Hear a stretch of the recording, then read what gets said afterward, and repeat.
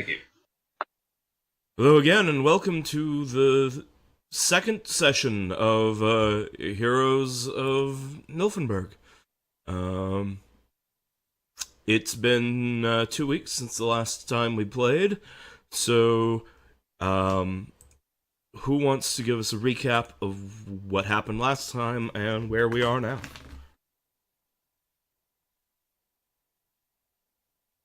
Last time, we traveled from Nifenburg. We're still trying to get rid of this holy relic that makes people into plague-carrying, evil somethings. Who can do an extra D6 of necrotic damage? Technically, we just need Archmage Gerhardt, but ideally, we would like Saint Amelia to hold his hand and make sure he doesn't destroy the universe or something. They weren't really clear on why we need her, but other than lack of trust for the Archmage. But that's a solid enough reason since we don't know who this is. We knew she was All in the wizards barony are of Rausenbach, or Rausenbach, I'm not sure. And so we've traveled here. We've discovered that things have been quiet from her for a little bit. People are concerned. So we're going to go look into it and see if we can find and assist this NPC to free her up, come back with us to look at the wizard and make sure he doesn't do a bad while we destroy the evil relic, so that we can go on with our lives without fear that we're going to create some new powerful evil that we're going to have to spend 4 or 5 levels dealing with. Like if, say, Philsticker were to grab the evil relic. 1d6! Philsticker has very specifically not been told that the relic does anything he might enjoy. Yes. I think even Philsticker probably shouldn't be too excited about weeping sores from all over his body constantly, but I don't know. Maybe I don't know Philsticker. In the swamp, it's important to have an intact skin. Although it Even does come this with mouth immunity is to a the liability. disease, so Well, so maybe he wouldn't mind. But very well. Still, Lucas and Philsticker have the same fear about each other, which is why neither of them will tell the other about the magical artifacts that they're having. Mm-hmm. Yes, I enjoy that. So the party is looking at a 4-day journey to the to Rausenbach.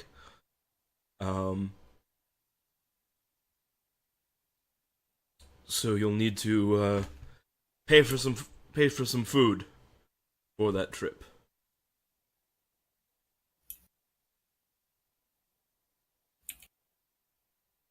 At least for 3 days.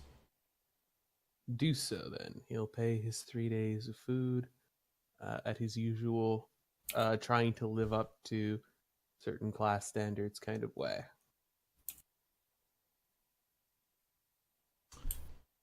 And everyone else should pay that as well. And alright. The journey to the barony is quiet. There are no one else is on the road heading in this direction. And although you pass people in these nearby hexes heading the other way, your passage is uneventful. On the 4th day, while you were somewhere within the barony, you see over the next hill smoke from many cooking fires.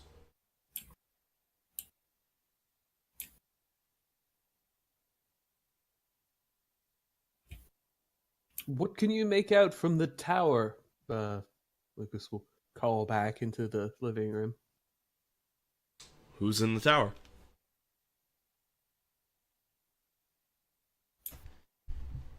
it had been Kildrak at one point.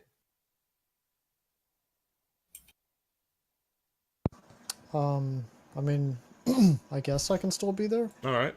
Kildrak, from your elevated position in the wagon's tower, peers through the spyglass, and you see an army encampment. So, Friendly. Okay. You assume. Human. I assume it's friendly, or I know it's friendly. They are it's a human army, and you see a banner for Count Braun, whose lands you just left. Well, technically you're still in his lands. But his immediate domain you just left. You see a banner for the Imperial Rangers, and you see another banner with which you recognize as Saint Amelia's symbol. Okay. Yeah, there's an army ahead. Encampment. Looks pretty, looks like it's friendly. It's gonna convey some of the details as well. Good. That sounds good. Thank you. Mm-hmm.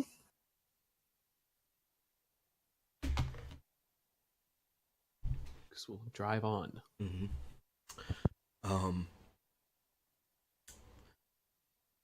As you come up over the next hill, you see out in front of you the same encampment that I described to Kildrak a moment ago. You can see that there's a small unit of there's a few horses and a lot of musketmen and other soldiers milling about. And of course, in the middle, you see the banner with Saint Amelia's symbol.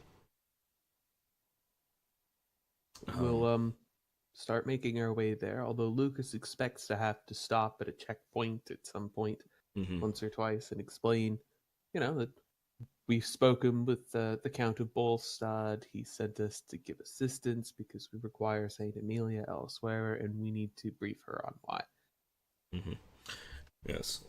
You were stopped by some human soldiers with muskets at the first checkpoint.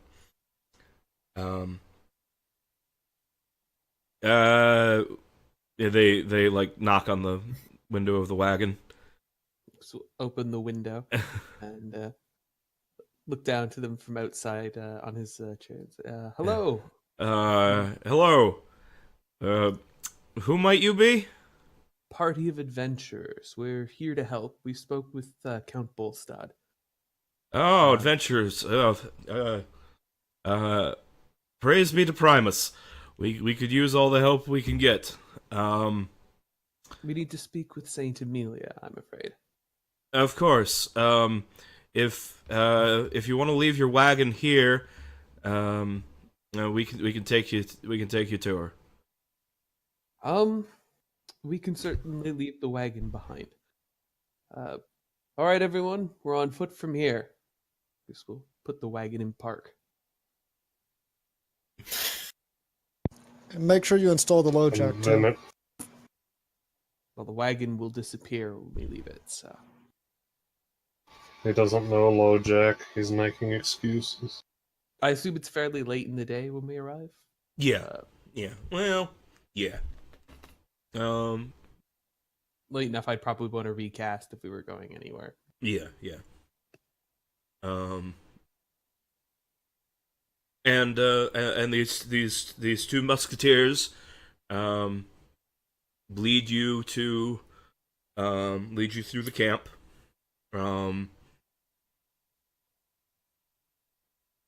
Lucas, being a citizen of the Empire, recognizes that there is a regiment of Imperial Rangers here, alongside these musketeers who he assumes are the Count's men.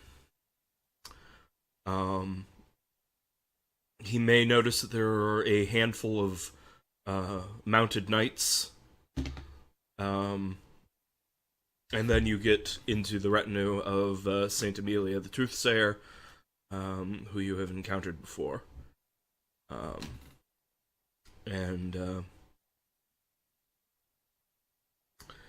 You're taken to the center of the camp where her tent is, and she steps out to meet you, and she looks at you and says, "Ah, Lucas and friends, I've been expecting you."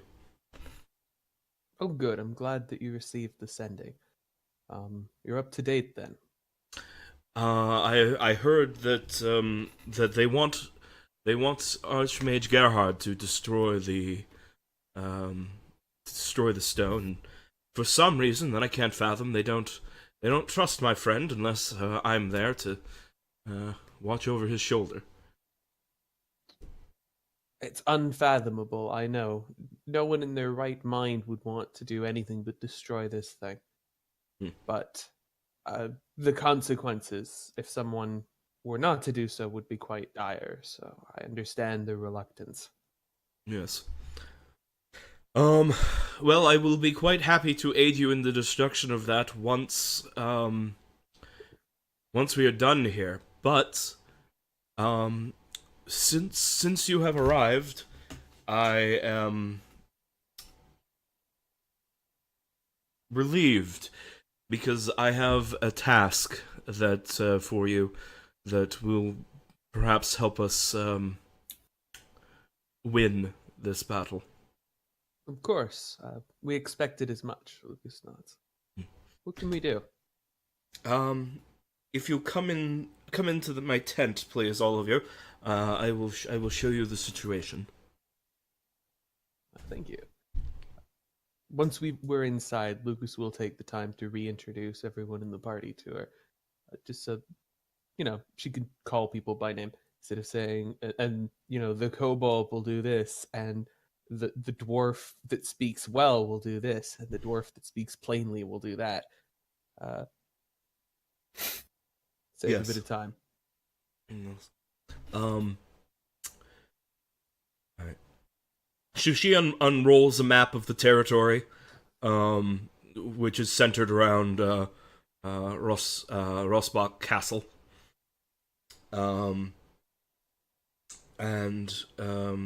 She says, a cult. We believe it to be a cult worshipping the demon prince Baphomet. Has, through ambush, seized the Baron's castle. The fate of the Baron is unknown. He is assumed dead. The cult, once they seized the castle, opened a portal to the abyss. Still small, but growing. Above the highest balcony. And demons have started coming through. That is concerning. Most concerning. If should the portal get much bigger, things we may not be able to contain will start coming through.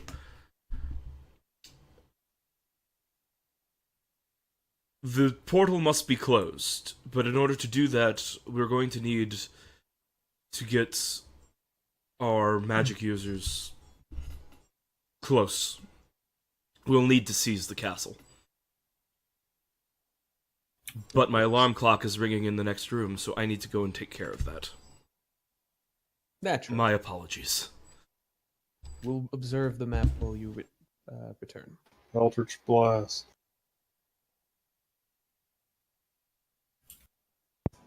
I don't think Eldritch Blast solves every problem. No, I don't even believe Hunger of Hadar can solve this one because we actually need to preserve the staircase. I'm back. Sorry about that. The alarm Um, clock is within 40 yards. Yes, it's in the next room. However, whatever the unit is in D&D. Yeah. Yes. Sorry about that. I think I forgot to roll my alarm clock back to the new starting time.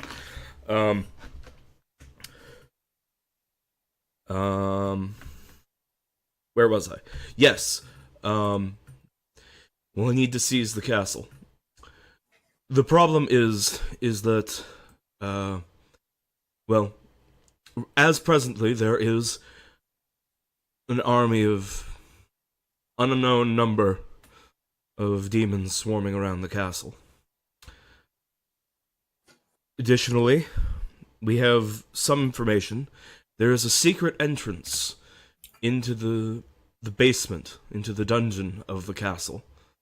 She unfurls a different map which shows this secret entrance and where it comes out in a cave, not,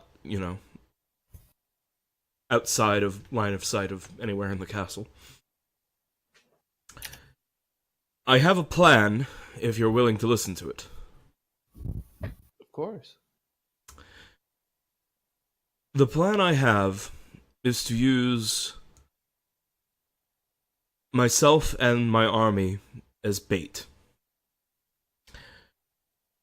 I believe that these demons will sally forth from their fortifications and come to meet our army if it means an opportunity to kill a saint.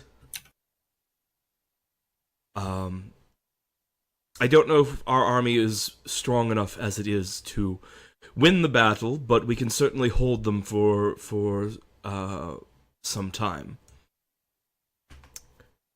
Meanwhile, I want a party of capable warriors to enter the stronghold from the secret entrance, wipe out the cult, and kill their leader and close the portal. Do you know what spell will be required to close the portal? It should be something any arcane caster is capable of doing if you know the right rituals. And she provides a book which will detail these rites and rituals. Then Lucas will look to the others for confirmation before he agrees to do this, but his body language is clearly towards it being about to say absolutely.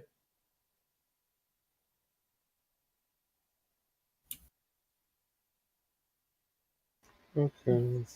Seems like a risky plan on both our parts, but I've done stupider. Sounds like a good story, I guess.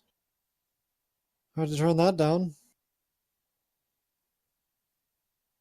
I think my party and I would be honored to take on this task and help you save the world again. Best of luck.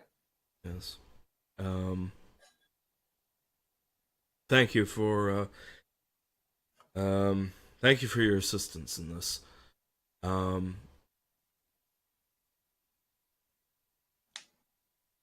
Do you require rest first? We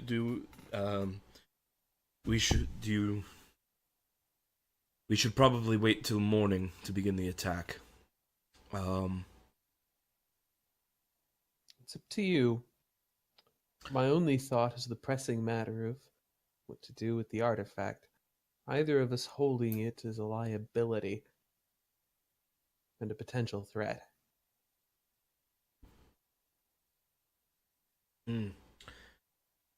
Oh. The artifact is here? That is a problem. Hmm.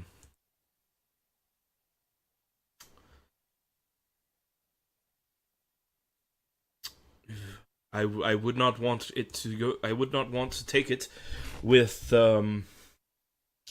with you into the heart of the cult. Um, it seems unwise. Um, I can have one of my trusted knights hold it. With orders to flee if the battle goes south. Yes, I suppose that's what we'll have to do. If we fail, he'll have to take it to the Archmage to be destroyed, and we'll simply have to hope that he can accomplish this safely. Hmm. I will give it to them now if you have the artifact. Perhaps there may be one or two more precautions we could take. I wish I'd thought of this and stopped to do so. Lucas took a little bit of time flipping If there through is a this. lockbox that your lady has, it might be helpful to just keep it out of anyone ill's hands for that much longer. Of course.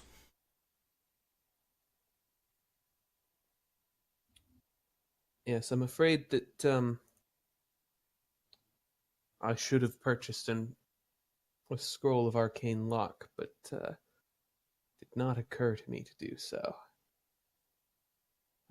Thank you for lending us the box.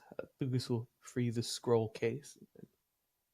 We should place this into the box along with another letter of warning that it should under no circumstances be touched.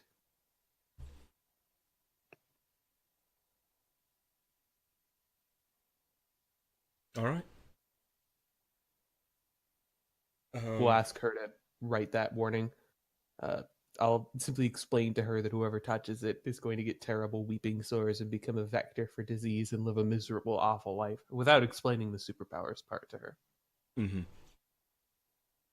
Yeah, so why would anyone want it? It must do something good. Some items are merely traps, Philsticker. Like it doesn't even give you a 1d6 and I imagine whoever created this desired to spread sickness over the world. I don't think that Lucas believes this was intentionally created. Oh, I was not aware that Lucas could think that it could be accidentally created. Um, well, he didn't see where they took it from, but assuming they adequately described it, it yeah, seemed I to broke it off as something. it seemed to have just formed in the heart of the corpse pile. No, well, in that case, no, correct that and say it seems to be the creation of wild magic. No one made it for any reason, but it is still quite dangerous. Yeah.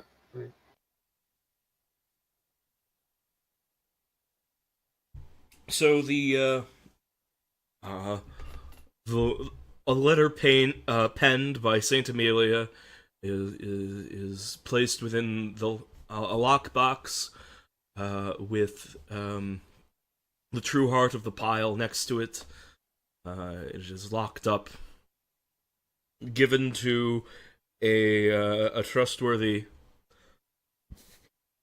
a trustworthy paladin of Primus, who is charged with keeping it safe and delivering it to Gerhard should the battle go poorly.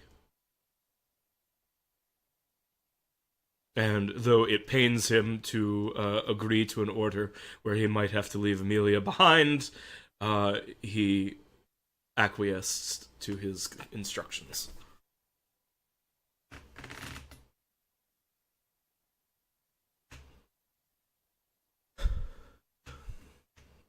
Then we will make camp, and in the morning we'll and a few hours before dawn, perhaps we'll set off and be prepared to move swiftly when your plan progresses.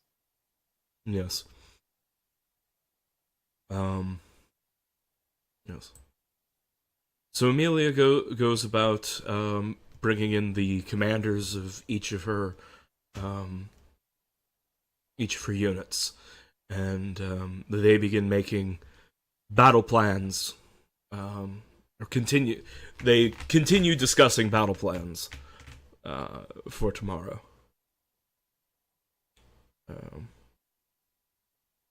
Meanwhile,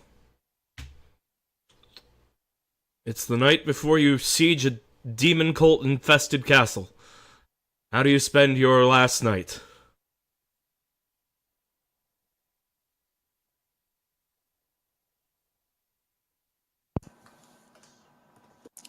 Are we? We're in the camp, yeah. Yeah. You're Okay. you're camped. You can be amongst the soldiers. Yeah, Kodrak's hanging out with some of the soldiers. No real particular reason, just like chilling, Mm-hmm. talking, maybe trying to get some rumors and free food and drink for some song. Mm-hmm. Yeah. The soldiers seem to all know that they're going into an abyss of a battle tomorrow. So the tone is somewhat somber.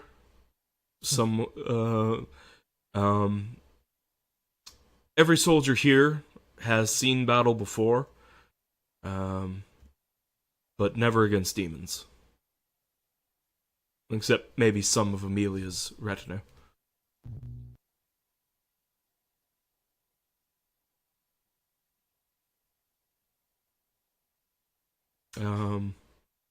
What about Filsticker? What's he doing tonight? He's let's see. He's staring at one of the seeds and thinking, could I plant this under the no, there's too many soldiers here. Should I pray? I don't know how to pray. I don't think I'd get answered. Splicter, go pray. What do you want me? Who do you want me to pray to, and for what purpose? Our survival. That's a worthy thing. You might die. I mean, I'll be fine. Worst thing that happens to me is I'll get poofed back to grandfather. So like really, Alright, I mean, but I want you to survive too, boss. So I can pray for you. Right. Pray to the Ur corpse. Oh, does it have a name? I don't know, but it owes us. I guess it does. I will go and give this a try. Alright. Spilker accidentally becomes the first cleric of the Ur Corps. He comes back and says, "Boss, you can't be my boss anymore. I have a new boss." And then he leaves. I've got more levels than you. Come back! I've got more levels.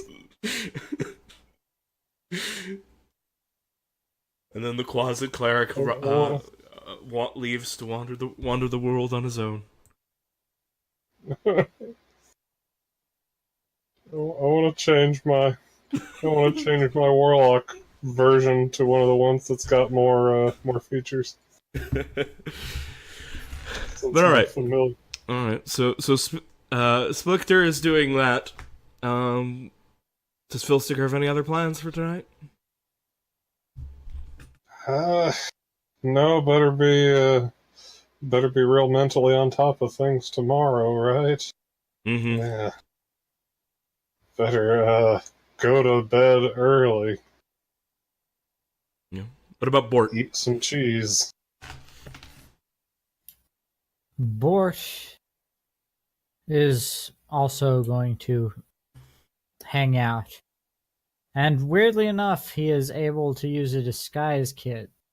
He doesn't have a disguise kit, but if anyone in the army happens to, uh, he could maybe help some people suit up and put on a bit of a play.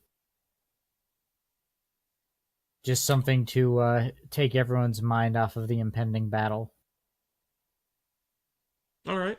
So yeah, so he and some of the musketeers um, uh, do that and bring some entertainment. Help people forget about the battle tomorrow. Ixa, you're the only kobold here. How do you how is Ixa spending this day? Yeah, so she's not really mingling too much with the soldiers, but she is kind of just wandering around camp, kind of also with a somber demeanor. A little concerned about herself, but more concerned about everyone else, because she knows, most likely a lot of people are going to get hurt or killed here. Mm-hmm. Yeah, but not really interacting too much. Partially, afraid to get to know anyone that will get killed. And, it's just, she's not too talkative generally anyway. Mm-hmm. But otherwise, just, making sure her equipment's ready and that she's as ready as she can be mentally. I've realized what Phil Sticker should do. Yes.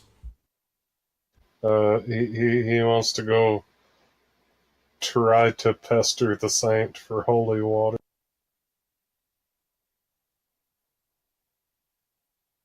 That's a smart thing to pester them for. So, does Phil Sticker wait until they're done with their strategy meeting? Oh, I guess that's important. Sure. Okay. So after another hour or so, her commanders all step out and wish the saint good night, and she steps out of her tent as she's saying, good evening to all of them, and she turns and she sees Phil Sticker there. She says, "Ah, Phil Sticker. Did you have need of me?" Hello. I was wondering if you could provide any holy water um, in the event that we need a magic circle or something of the sort. Well, I don't want to be unable to do so, and I think that would be appropriate to use. Of course, of course. We do have some here. We all of my retinue are carry some. I let me see what I can scrounge up.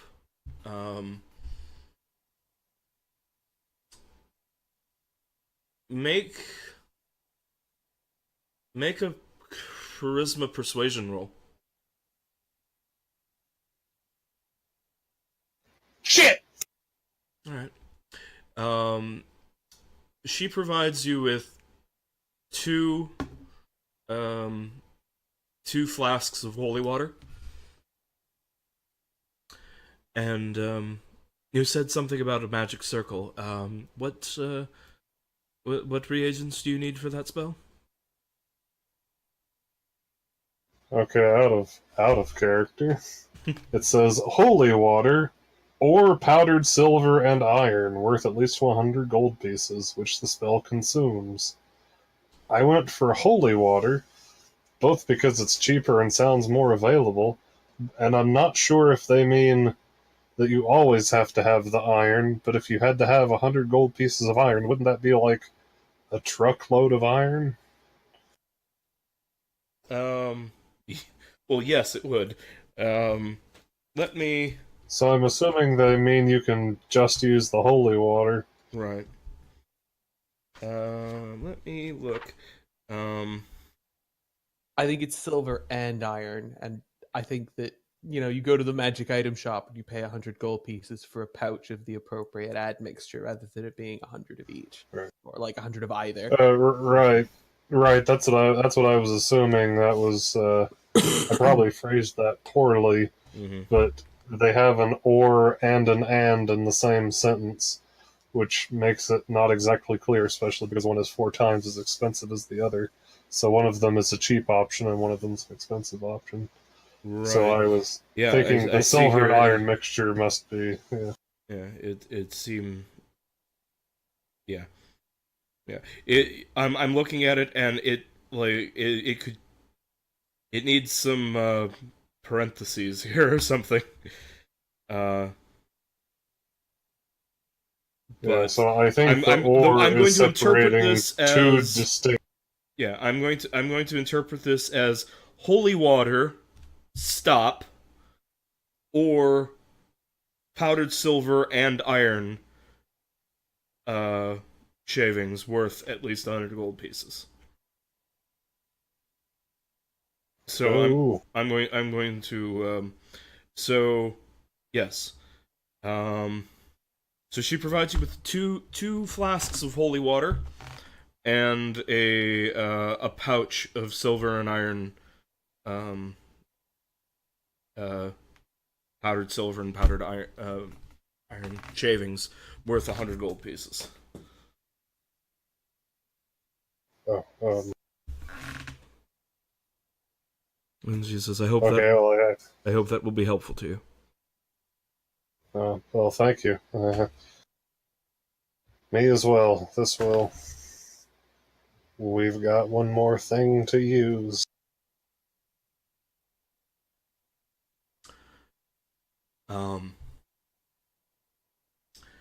So Silas, I see that you are with us now.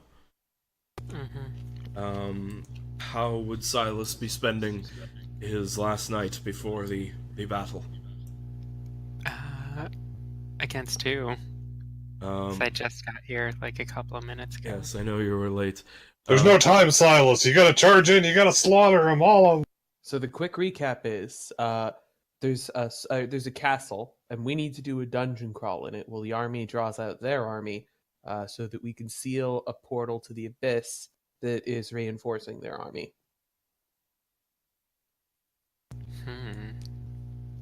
All right then.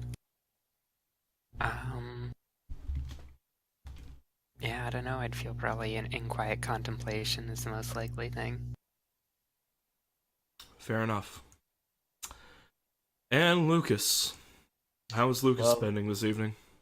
Lucas is also going to need to bother Saint Amelia because on the night before one or both of us might die, he does need to make a full confession. He needs to explain how he concluded that there was no safe way to proceed but to awaken what was there and trust and the evidence of its potential benevolence, that its first act was to wipe out the corpse pile, but that it also left this relic behind in doing so, and that he has no idea if he's doomed the world or saved it. How does she take all of that? Fairly well. As you explain your reasoning, she seems to believe that you did the best that you could given the situation.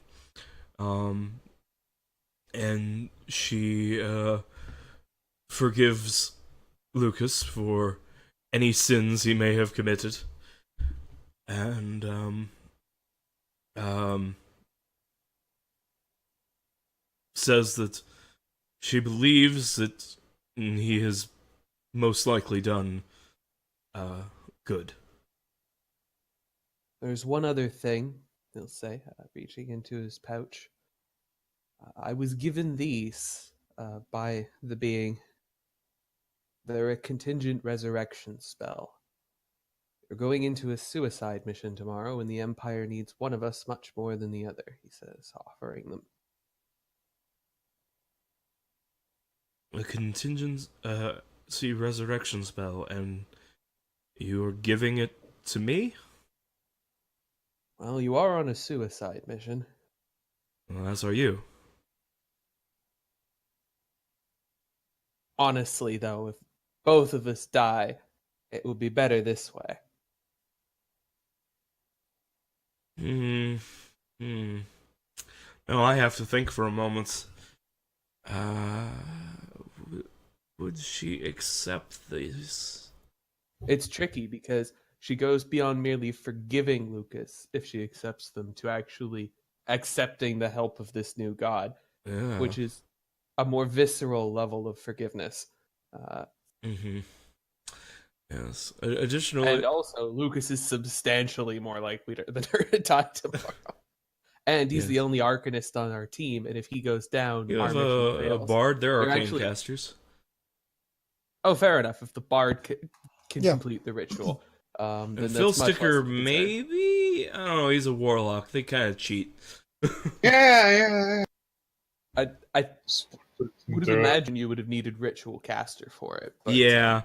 That's a fair requirement.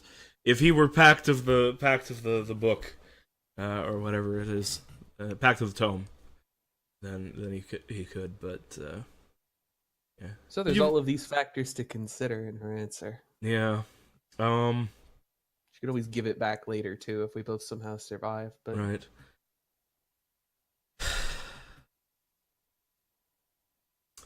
She reaches out a hand to the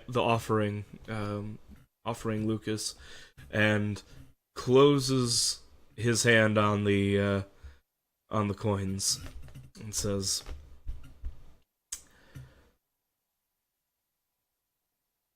Get your sin away.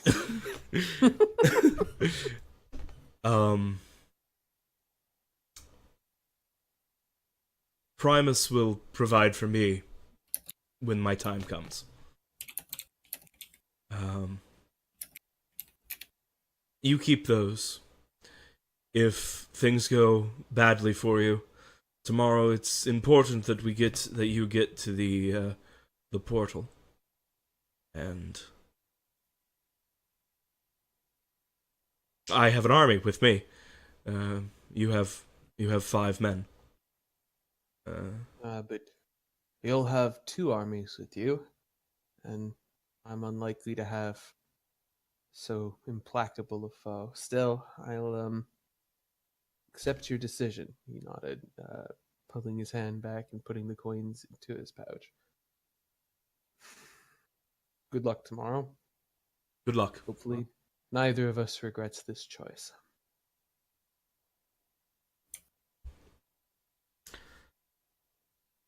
So, the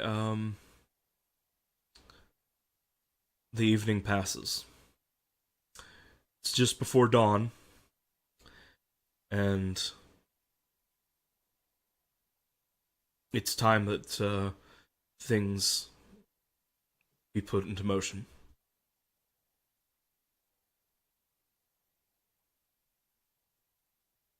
You scarf down breakfast, and checking the map again to the secret entrance, you set out. As you are scarfing down breakfast and getting ready to go out, Saint Amelia moves to the front of the camp, and she's carrying a staff. You've seen her carry this before when you met her the first time.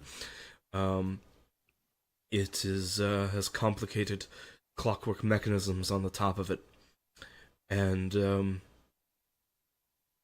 she speaks a prayer and raises the staff and hits the end of the staff to the ground, and there's sound like a colossal ticking clock, and a small an entire unit of Modrons, small mechanical beings, well, medium-sized mechanical beings pop into existence one by one.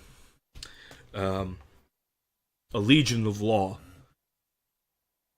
to aid the defenders, or the attackers. Aid the forces of humanity against the army of chaos.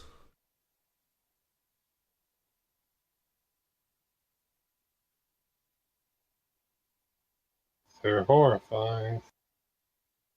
Well, you won't have to look at them long. We should be moving. We want to be in position when before the battle starts.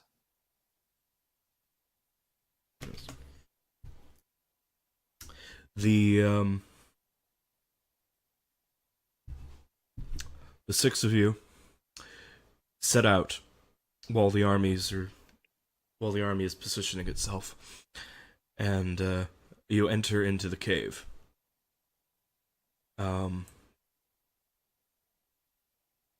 Unseen to all of you, Saint Amelia steps out in front of her army.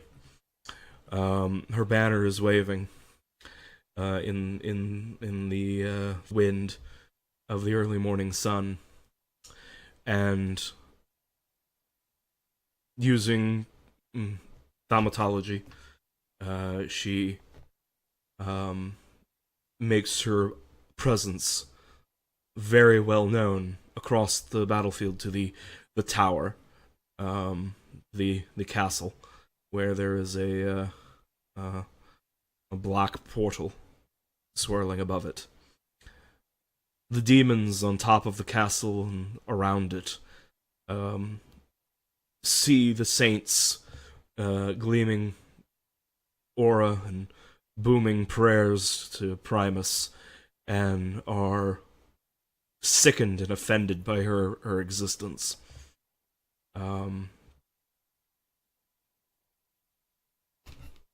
Dretches and mains and an invisible army of quasits and flying insects and that drone with terrible sounds, and ghouls and shadows descend upon her army. And her army readies gun and sword and lance and arrow and prepare to meet the demons. So, here's how this is going to work. We're going to be dropping back and forth between the battle outside, which is going to be resolved using a slightly modified version of Matthew Colville's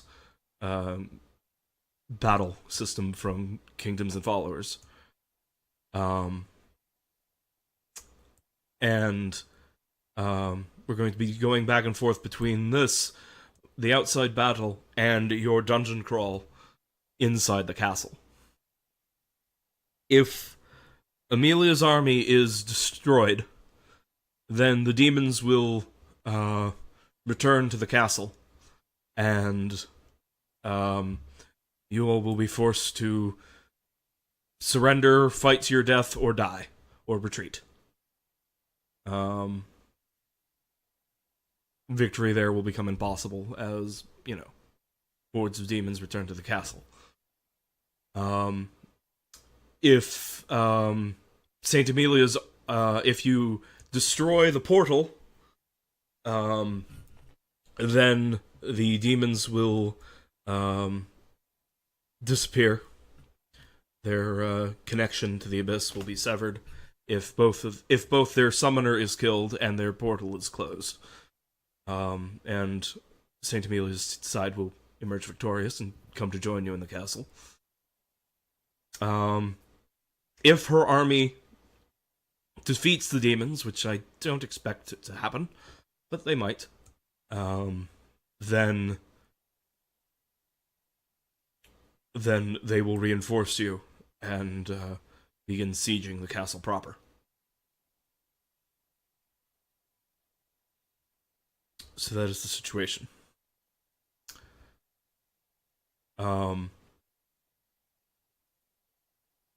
Normally, in Kingdoms and Followers, battles are done simultaneously with a player character encounter, so that you and the NPC, you and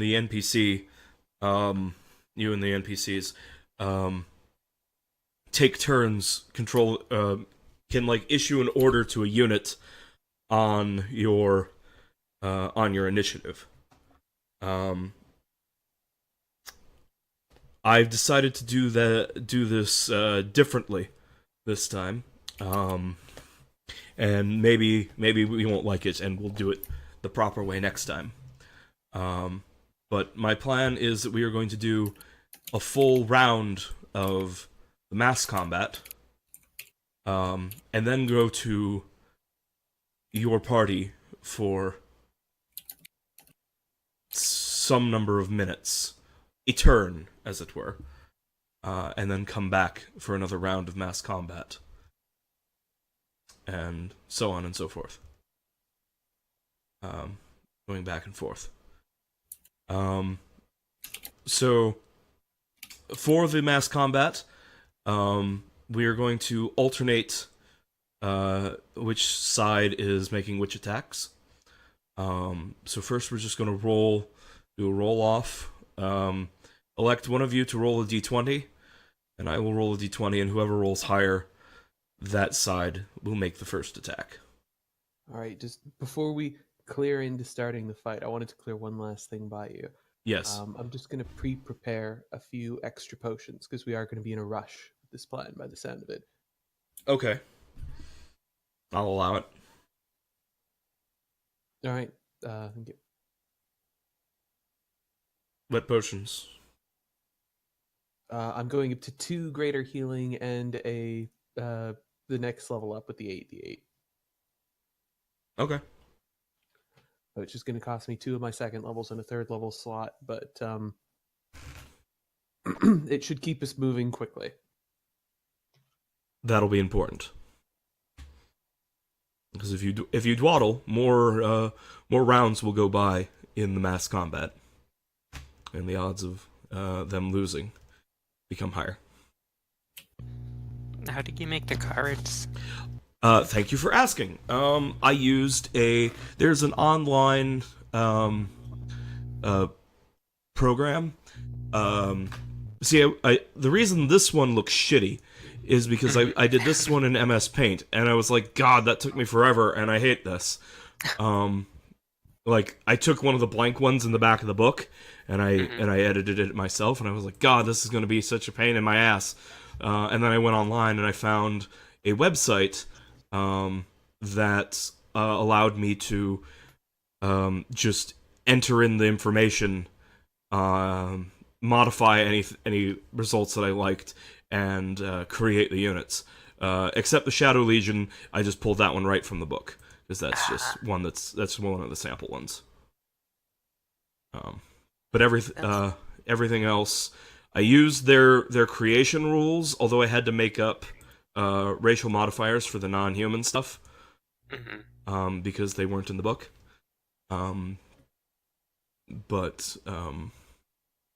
Yeah.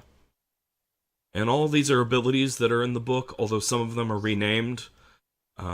Like, I gave Modron's this is just a different ability this is just one of the abilities that undead have, but I renamed it to Axiomatic Mind, because that's a thing that Modrons have. But yeah. Okay, actually, Drone I did make up. I did have to make that one up, because that was something that that particular type of demon has as a power. Yes.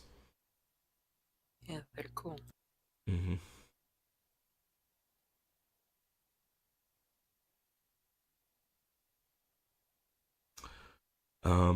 Alright, so the demons get a natural 20 on initiative.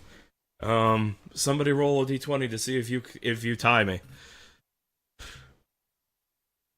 Just a straight D20. Yeah. Nope. Okay. So the first attack is going to go to the demons. I will attack with the Hounds of Pezunia as they charge in. So when you attack in mass combat, first you're going to roll 1d20 plus their attack modifier. So the Hounds have a +2. They're going to attack the Legion of Law, which means they need to beat the defense of a 14. 16. So that is a hit. Now, after rolling a hit, they don't do damage directly. There's no rolling for damage. Instead, you make a power test, which is just in their case, it's also +2. So you roll power against the toughness of the targeted unit. And if you succeed, you decrement their die. So Legion of Law has a d6 die for size. Since the 4 was rolled at the power, it is not decremented, and they are engaged. And the hounds are exhausted now. So one of you should select one of the units and make an attack.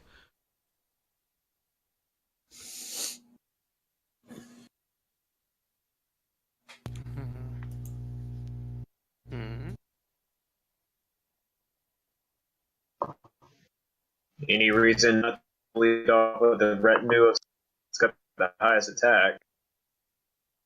And it is stylistically who's leading the attack. Although that's also like our king in this chess match. Saint Amelia goes down. The rest of this army is gone. They're not going to stick around, I don't think. Mm-hmm. Yes. One thing though is if there are certain rules about what kind of units can attack which kind of units. So none of your infantry can attack the airborne units that the demons have, unless that airborne unit is chosen to be engaged with you. The archer unit can't cover it, eh? No, the archers can. The archers can shoot them.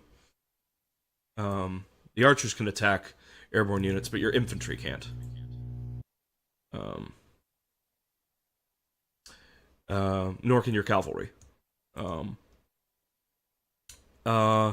And if the enemy had any archers, which they do not, then you cannot attack archers until with infantry or cavalry until the infantry is taken out.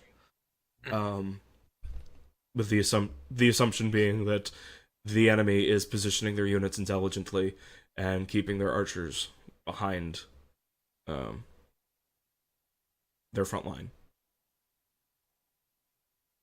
Unless you have something like the Shadow Legion can, being Shadow, can move right through your front line and attack your archers. Airborne units can fly over infantry and attack anyone they want. Yes. Cavalry, your chivalric knights of Count Braun, they have an ability called Charge. It gives them advantage on attack rolls, and if your power test is successful, you inflict 2 casualties. You can only use that while you're not already engaged, though.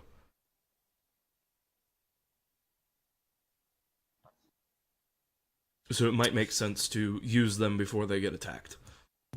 Oh, that's the red one. Okay, I was looking for it. Yeah, so I was thinking either that the knights could try to attack the ghouls, since Mhm. those seem like they would probably be some of the more dangerous enemies. Mm-hmm. Or the Rangers try and deal a blow to one of the flyers. Mm-hmm. Probably the Swarm. You don't think that there's any wisdom to having the knights try to rip through the Shadow Legion quickly?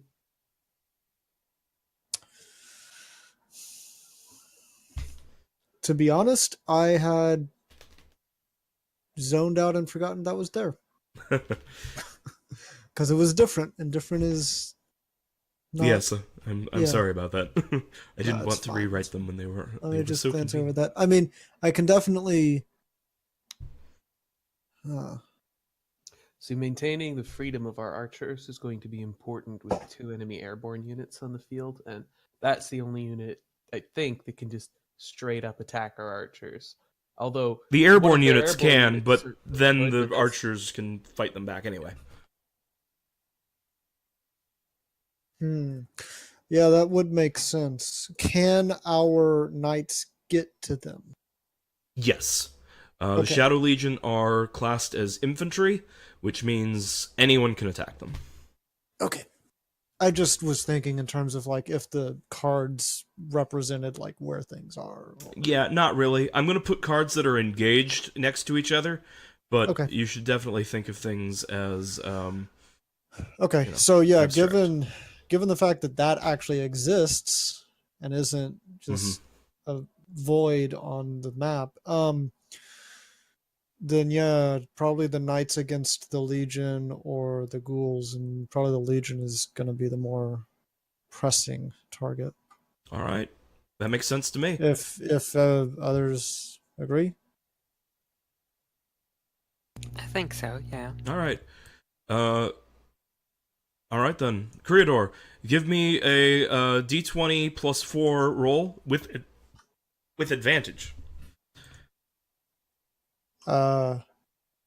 Okay. I'll just roll it twice, I guess. Okay. Ooh. Jesus Christ. All right. Would you like to try rolling better? Yes, I would.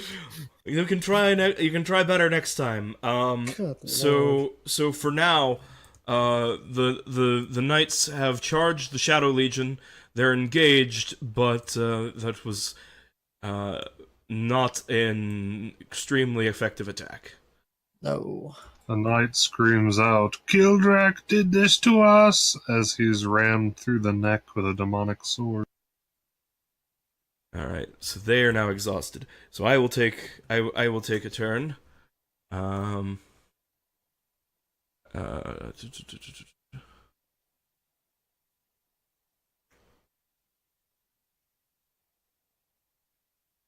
right, the Shadow Legion will return this kindness with their own unkindness, and attack the knights in return. But the dice do not love them. Good. All right. You may use another unit.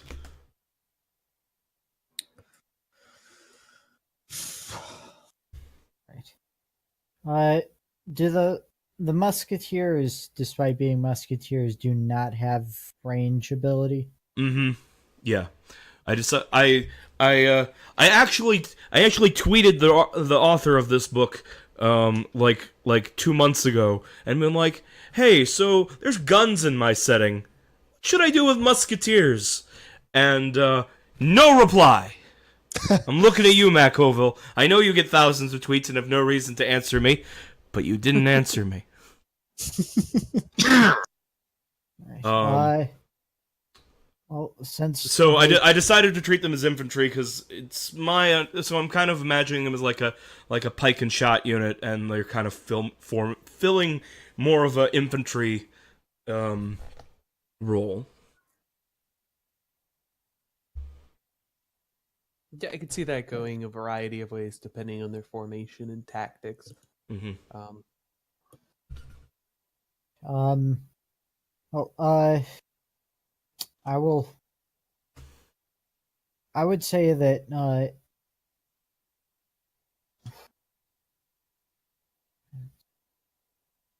As a rules Um, question, is it possible for us to attack a unit that's already engaged? Yes. I would say red boot musketeers against the hounds. Move Okay. on to their flank and stab them, or All right. shoot them. I guess. Yes. Shoot them, stab them, do horrible things to their bodily integrity. Roll d20 plus 3. Make your attack roll. You need a 12 to hit. Better than even odds, and this is inevitably going to be a bad roll. Hey, okay. Now roll power, which is d20 plus 2. You need a 12. Of course. Okay. All right, our first casualty. Let's see. So yes. The hounds are. Whoops, not -5. 2-5. The hounds take a casualty. And let's see. They are not diminished yet.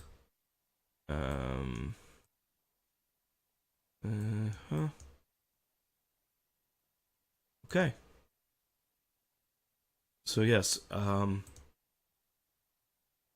that's their turn.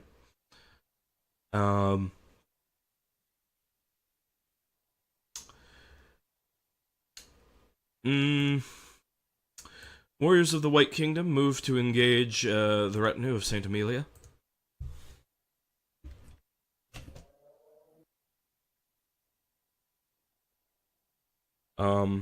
And they do not succeed at damaging her unit. Are you sure they even actually reached them?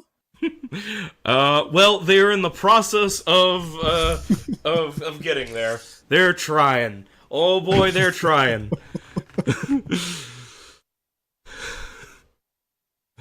Can't do much when the dice roll a 1. Nope. Okay. So someone who hasn't moved a unit yet.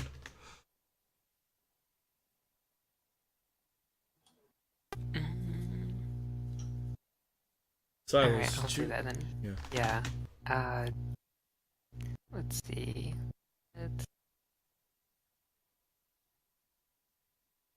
I'll have the Modrons here attack the hounds. Okay. Roll plus 2.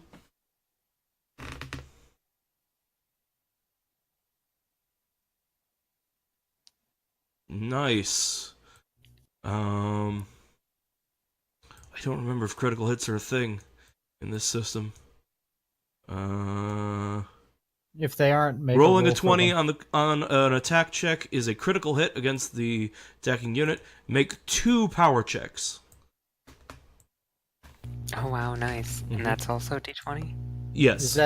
Is that with advantage or two separate attacks? 2 separate power checks. So you could potentially do can inflict 2 casualties if they both hit.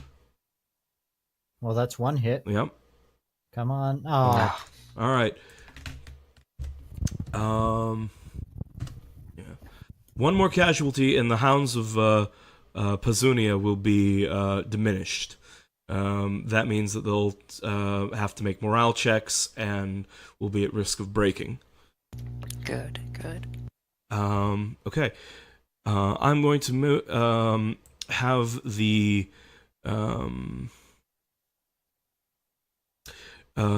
musketeers, while shooting at the hounds, are suddenly being attacked by currently invisible things. Start jumping at them and clawing them, and they become visible only after they bite into a soldier. A swarm of quasits are striking and terrifying the soldiers. Not effectively. Not very effectively. But they're very scary. All right. You've got Rangers and Amelia left. How do we feel about having the Rangers bombard the Hounds? If they're able to score a hit and we can force the Hounds to withdraw, our forces will be at a decided advantage going into the next round of combat. However, it does mean that the Rangers are likely to face an attack by the Swarm that they won't be able to respond to this turn. It does also mean that the Legion of Law, if we succeed, could pull back to assist them. It's a risky play, but could be quite decisive, and the consequences of failure are minimal. How do people feel? Go I like ahead the and do idea it. of doing it. Yeah, I want to follow up on what I achieved. So Yeah. The alternative would be actually attacking the Abyssal Swarm, since it's flying. Mm-hmm. Yeah, I would. Yeah, go ahead and attack the Hounds.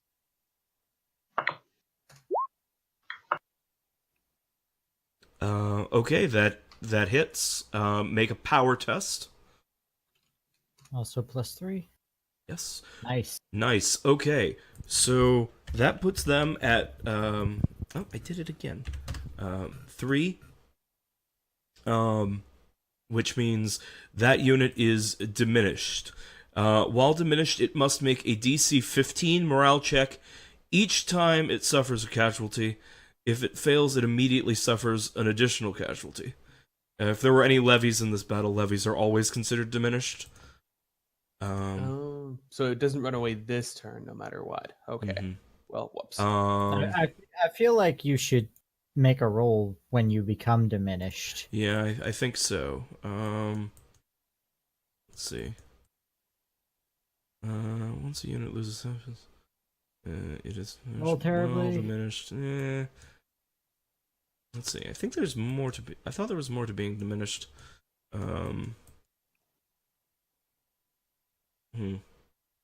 guess not. I don't see anything else.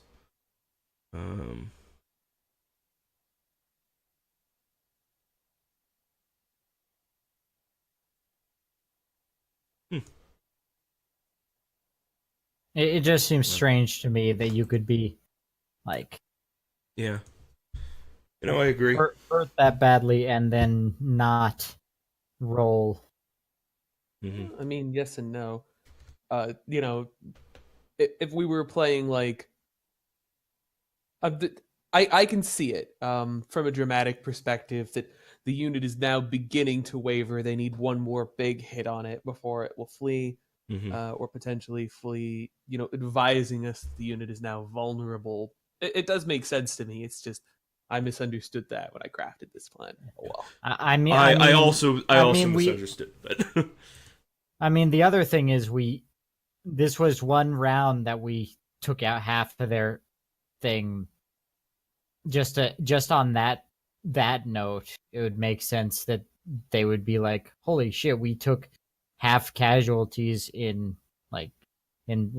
however long this is, like 30 minutes maybe." 10 minutes maybe. 10 minutes. Mhm. They got their shit kicked in. They should probably be a little upset at getting their shit kicked in. They are, and any further further shoves will be extraordinarily effective. Potentially. Yes, potentially. And yeah, so the Abyssal Swarm's gonna fly over, and they're gonna use their drone ability. They can only use this ability once per enemy unit, because the ability that actual demons have are like, if you make the save, you're immune to it for 24 hours. So they can only use this ability once per enemy unit, but they get to make a Power 8 test against you without having to make an attack roll. it's at disadvantage, though. It is at disadvantage because this is battle magic, and the Rangers have advantage against battle, or impose disadvantage against battle magic, because they are badasses.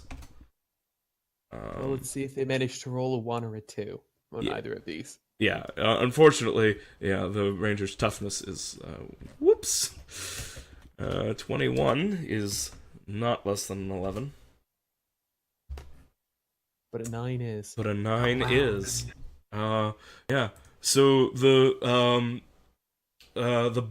buzzing, droning insect swarm flies over the Rangers, and only a few of them die of psychic trauma.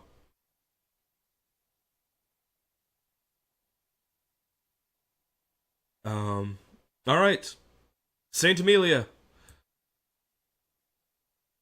Somebody gets to Alright, make I'll her roll attack roll. attack. Yes. Since her unit is does not have to, is elite, so you don't have to worry about the fact that your enemy is horrible undead. But we miss. But you miss.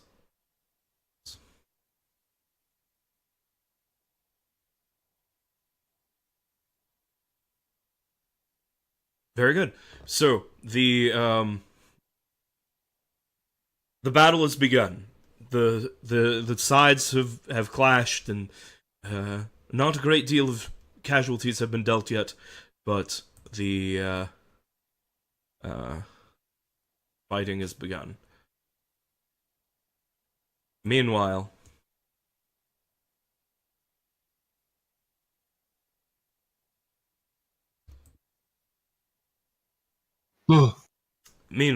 the party has entered the caves, following the map given by Saint Amelia and illuminated, I assume, by Lucas's light spell. You have come to the end of a passageway. There's a bricked up wall at the end of the cave. Bort and Kildrak, your dwarven ingenuity immediately tells you what everyone else's eyes can probably also see, that that the mortar in this wall is super shoddy, and you could probably force your way through it with minimal trouble. Just breathe on it real hard; it'll fall down. It's fine. Yes. A very a human. Blast. Yeah.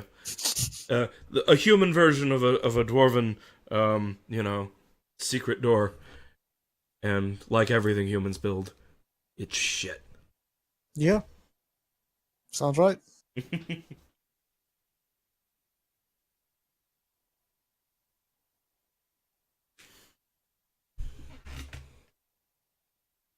All right. Well, So what do you do? I guess we will go through. Hang on. Does Stone sense wouldn't really work for that. Is there a way that we could get through it quietly? Because I imagine it would be easy enough to just burst through it like fucking Kool-Aid Man. But... Mm-hmm. Yeah, it would be possible to wedge out one of the bricks, and then start disassembling it slowly. So I think I at least would like to try just pulling out one or two bricks just so we can see what's on the other side first. And then we can decide whether or not to Kool-Aid it. Okay. So, you, break through some of this intentionally bad mortar until you and you dig a little hole in the wall, and you see a prison cell. There is a man here, and he's looking at the wall that's suddenly open. He's like, "What the hell?" You can see across. There's another empty cell on the other side. Yeah, probably see more than that.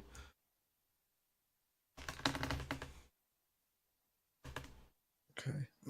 I guess the question is if this guy is a captive, or a bad dude.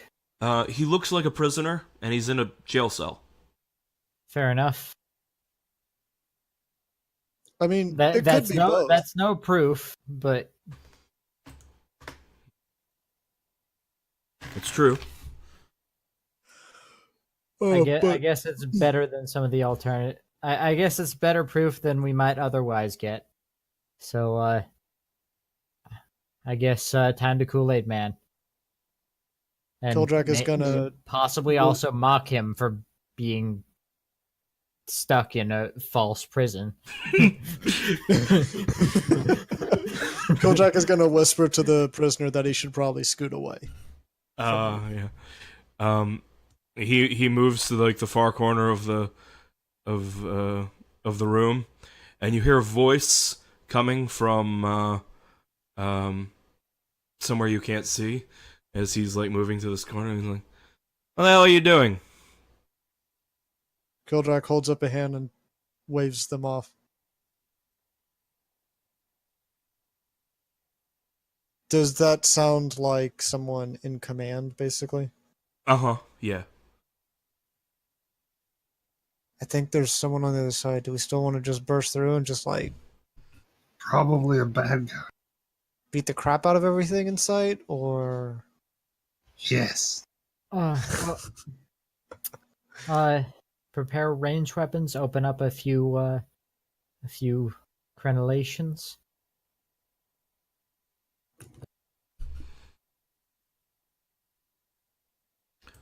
While you're debating, a man steps into your line of sight, and he's looking at the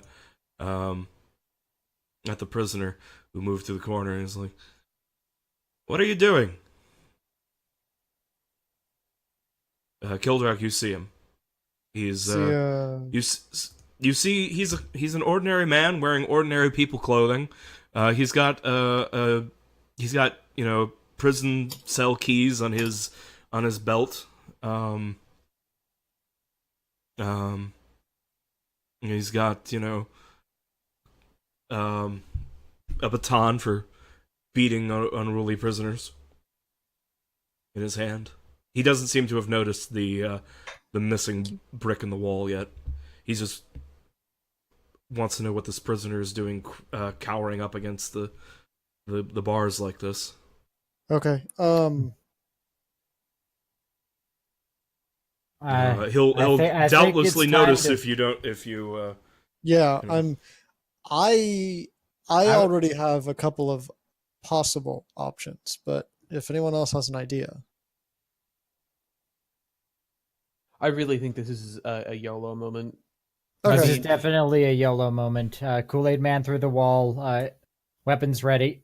When the GM gives you a strategically important reason to Kool-Aid Man through a wall, as well as the means and opportunity, I think it would be rude. No, wait. Let's have a conference on this. Let's pretend time really does stop. Okay, yeah. That's fine. I'm gonna get out of the way and let Bort Kool-Aid it. Bort will Kool-Aid Man through the wall. His crossbow ready to shoot. Okay. What does Bort shout as he smashes through the wall?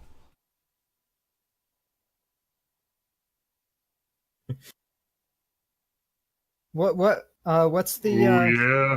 what's the chief deity of what's her face? Primus? If you mean Amelia Primus, if you mean the person you're about to shoot, I think it was Baphomet. Snap into a Slim Jim. Yeah.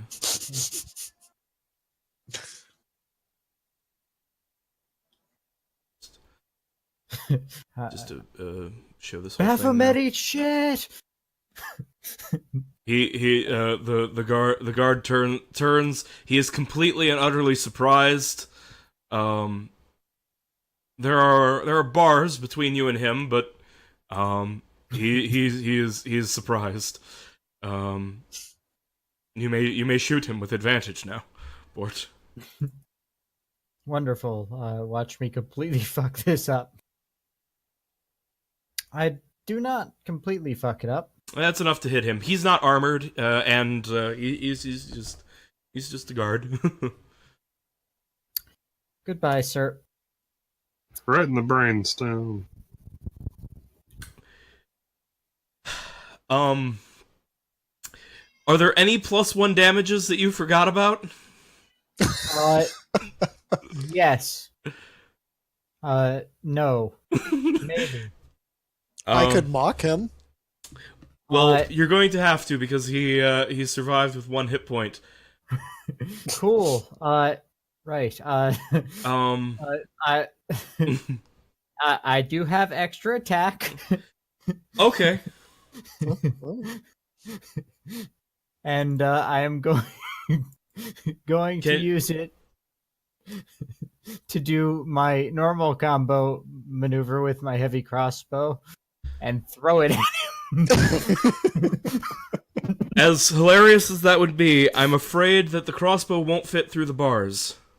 Okay, well, in that case, I do have a small knife on my person, and I will throw that through the bars. Okay, that'll work.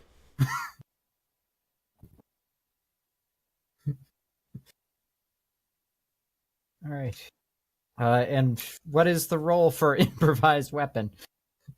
It's not improvised. You're proficient with knives. That's entirely fair. It is a small knife, so it's technically not a combat weapon, but I guess being a knife makes it capable of stabbing, so. Yeah. All right, so just a dexterity roll? Yeah. With proficiency? With proficiency, yeah. Does this still get advantage? Yes, it's the same round. Jesus, I don't need it. You don't need it. So Bort just chucks the. So this guy, he turns and he's like, "What?" And then he's got a crossbow bolt in his chest, and then he looks up and thunk, he's got a knife in the back of his head, and I presume the front of his head. Right, but... sorry, the front of his head, and he's got a knife in his head, and he falls back onto the ground. Spread eagle, dead. The prisoner is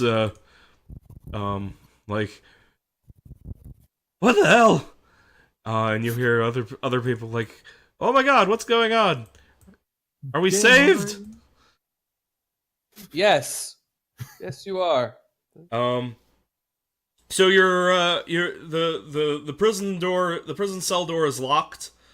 You can see keys on the guard's on the dead guard's belt. How wide are the bars? Wide enough. Right, we'll send in Balearica to get them then. Oh, I meant like wide enough if you wanted to like use Mage Hand or something to pull them through. Yeah, I'll just not cast wide Mage enough. Balearic. Wide enough to walk through. Yeah, definitely not wide enough to walk through. Balearica could actually probably squeeze through it. Does anyone actually have Is she anything? bigger than a crossbow? Yeah, I've got Mage Hand. Yes. Oh, then yeah, but let's just do that. Yeah. Get So, back here, Pellier. so Kildrak Mage hands the keys over to you. Yeah. And you They're unlock mine now. the cell door. You can. Ooh, magic. You're free to move into the room. So yes, this appears to be a prison cell. There is a door on the north side, and there are six prison cells here. One of them has the individual you have terrified by bursting through his wall like the Kool-Aid Man. there is an elven man, a human woman, and a goblin. Of nondescript gender. A male goblin. Never mind then. Please, you're not tempted to cheat on your girlfriend, are you? It's fine. I might die. Can't even remember the name of. Right. Okay. Well. I guess we can point them out of the hole we have made, and be like, just go that way, avoid the ensuing battle, and if the demons win, Tell our story. Just get as far from here as you can, I suppose. I'm Felsticker. I'm your slave. Alternately, take a sharpened piece of metal if you can find one, and spare yourselves. All right. Join us. There is no good reason for them to join us. Mm-hmm. Like, no offense to these people, but I severely doubt that they're going to be able to help us in this task. And No, I'm and- pretty Are sure you gonna let him? I'm pretty Are sure you gonna they let want to Bort leave. say that shit about you? They're already gone. And I'm pretty sure that at least some of them were probably put down here by the Baron. But if they didn't change sides to work for the cult of Baphomet, they're okay in Lucas's books. That's a second chance right there. He is going to send Balearica out though to do some flybys and psychically and fly in within 100 feet of the castle to psychically report to him the state of the battle here and there, so that the party has an excuse to know what's going on there if we need to hurry. All right. Cool. And I'm going to collect my bolt and my my knife from the corpse and check if there's anything else valuable on it. On the corpse, no. Like he had a crude weapon and no armor, and the only thing of value was he had that set of keys. Oh well. But now you do have keys to the dungeons. Excellent. Onward and upward Yes. into the belly of the beast, as it were. Yes. So upward, you follow a slightly nonsensical placement because I drew this and then I added the map, the stolen map later, and I had to make some nonsensical connections. There's a purely rational architectural reason for this, I'm sure. But you exit the dungeons into what seems to be a long-term dry storage room. Does it look like there's anything valuable in here other than foodstuffs? Are you going to stop and take time to search the room? No, I might look at the labels as I pass if there are any. Are Not there any barrels of gold bullion? Yeah, no. Maybe some cubes of beef bouillon, but no, nothing. Is there a reasonably small and carryable cask of ale? Maybe in one of the other rooms. Nothing you'd want to carry into battle. So there are two doors here. You can go east or south.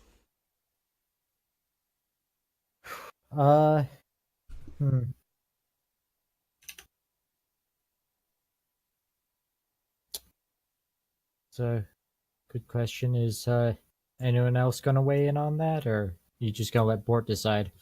We're just gonna let Bort decide. This is Bort's show. We just need to smash walls, grab things, kill people. Alright. We have no idea what the layout of this castle is because presumably they'd have shown us if they had that information. There Fair wasn't enough. like another hallway this way, like over here. Hmm? Oh, never mind. There's a wall, right? That I missed right, here. South. We will go south. Okay. All right. So how do you open the door? Well, I'm presuming there's a latch. Yes. Well, you take the latch, and you use that to open the door. All right. I guess open it just enough to very quickly peek in, and if there's nothing there, like open it all the way and storm in. Mm-hmm. Yes. So Bort, you storm in, and this room appears to be more storage. There is a cabinet on the south side. What does the cabinet? I'm guessing is closed. Yes, it's closed. Right. Just stand to the side and open it. Okay. Inside the cabinet is a selection of spices. Some of them are rare and imported. Any that Bort would recognize as particularly irritating or spicy.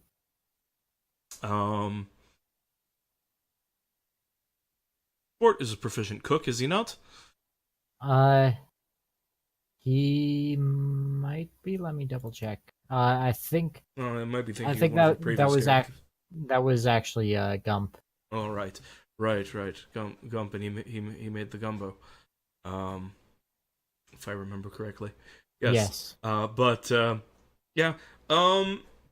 Maybe. Yeah, sure. There's some spices. There's some pungent spices here.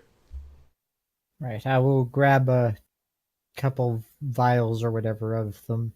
Mm-hmm. They Just might like be bunches. useful. Bunches of herbs or little boxes with spices. All right. Anything else you want to do in this room? Not really. To the east. All right. Did Silas take damage from something? Silas took damage from not recovering his damage when you had a long rest because An didn't recover his damage for some reason. More storage, yay! Yes. So this is more. There's more storage here. There's some wine racks against the wall. There's a door going south and stairs going up. Up is probably the way we need to go, but Bort is going to grab a bottle of wine at random, whichever one he can just get his hands on first. Sure. You have a bottle of wine. Clearly, this will be a great strategic use. Do not doubt my methods. He already threw his knife, now he needs this bottle. Mm-hmm. Yes. Wine bottles are heavy. They make amazing bludgeons. And Plus, we then, might need. if you manage to break one, you now have a knife. Yeah, and we might need to escape on a boat. And if all else fails, it's liquid encouragement. Well, let's keep focused for now. Do you want to check the other door here before we head up the stairs, or do we want to just go? We'll peek in the door, I guess. Make it quick. All right. Yeah, there's always a chance that there's someone out there who will go run and tell people. All right. So Bort, you open this door, or you peek through this door, and you see that there are 3 warriors playing cards. They turn to see who's at the door. Who's there? What's your reaction?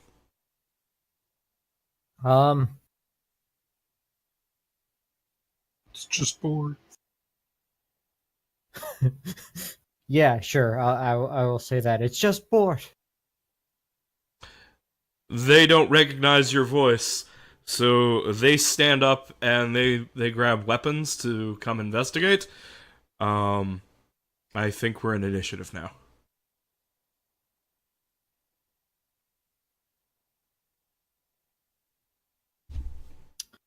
Well, too bad that was a double click, because Well, it's not like you're hurting on a 21. Yeah. I'm really upset with this mouse, though. Like, I bought it specifically because my other mouse is double clicking, and this one is double clicking. See, I just keep using the mouse until I get used to it, and then a new mouse that works right feels wrong.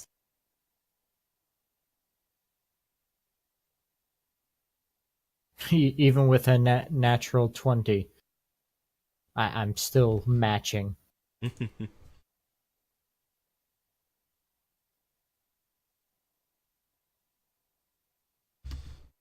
All right.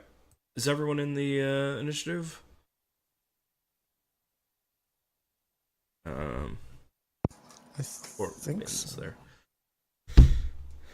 Okay. So, Bort, initiative is yours. These three warriors are armed and armored. They're Yes, human. that seems fair. Right. Which one seems to be the most peppy, quote unquote? Well, numbers 1 and 2. Can you see their nameplates? You should be able to. Yes, I could see them. Okay. Okay. So, Right. Well, unfortunately, veteran one is a little bit further away than I would like. So I'm going to step bodily into the doorway, and hopefully, being short, other people will be able to act over me. mhm. But I'm going to step over the doorway so that I am an obstacle for them, and I will attack Veteran 2 with my maul, as per standard operating procedure. Cool. And I think that's probably a hit. It definitely is a hit. Okay, that's 11 bludgeoning damage. All right. You And mess I him up. can. And I get to attack again. Yes. I did 11 damage and only took that much off. Yep. Good lord. Okay, these guys are going to be really, really hard to kill. Well, they're veterans. That is fair, but that's like significantly more HP than I have as a level 5 fighter. That's okay. So long as Bort stands there, this will be an easy fight. Fair enough. I'm going to maul again, and I don't think I hit that time. 11 does not hit. No. Unfortunate. But I will Anything else from continue.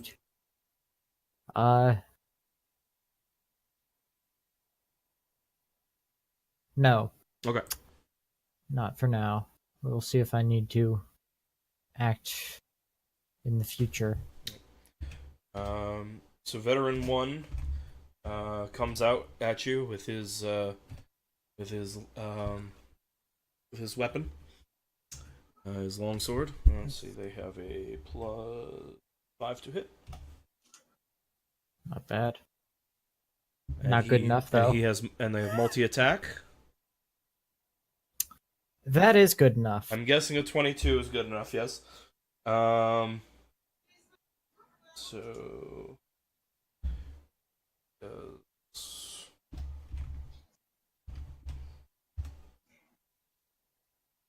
Enough damage to kill me in one strike? No. Hopefully not. No. Unrecognized command. It's difficult typing one-handed. I need more desk space.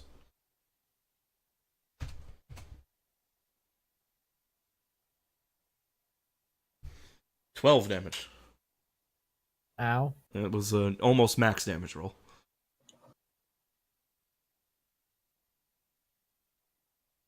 And Veteran 2 turns and attempts to do much the same.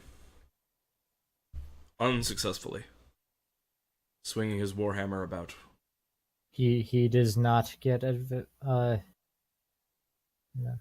Do Hmm? they get it? That first one get it? No, they don't have advantage, they have multi-attack. They make yes. They make 2 attacks. You're at the level where a lot of enemies are going to start having multi-attack. Simply because it's one of the ways that 5th edition keeps uncomplicated enemies competitive, is giving them extra actions. And also apparently fuck tons of health. Oh yeah, everything's got fuck tons of health in 5th edition, but you also have fuck tons of ways to do way more damage than your health indicates. If I've seen it happen, if two things with player character stats go at each other, two things built as PCs, they'll just do it's 2 rounds because you have so many ways of doing way more damage than you have hit points for. It's an unusual means of balancing, I feel, but it's how it works out. Still makes it feel like D&D. Yeah. Philsticker. So Philsticker walks up here behind Bort.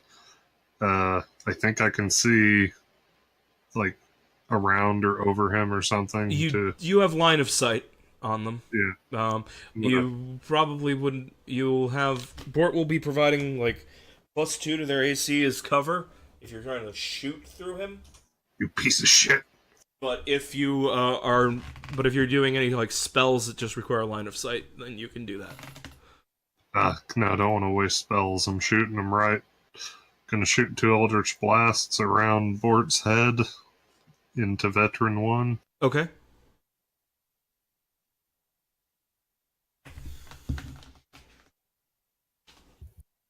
Do either of those hit?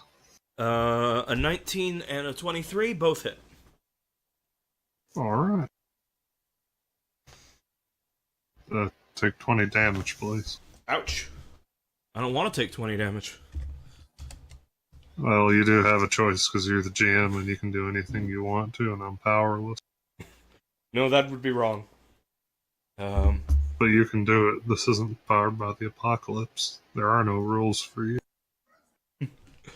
I suppose you're true. But there we go, 20 damage. The veteran is shocked and confused as mushrooms begin growing upon his armor and rotting him away. Gildrak. Yep. Sounds of battle reach your ears. Yeah, I was out of position when this started, which is unfortunate. Let's see. I can scoot past my allies, yeah? Yeah. You just can't end in the same X. Yeah, okay. I'm gonna move here, if that's good. That's I fine. think that's only 20. And then... And these guys are going to have some partial cover. Okay. We're going to have cover, but... Yeah, it's tricky. It would have been nice if we could have gotten someone into this position so Bort wasn't completely surrounded, but at the same time, it's not going to happen.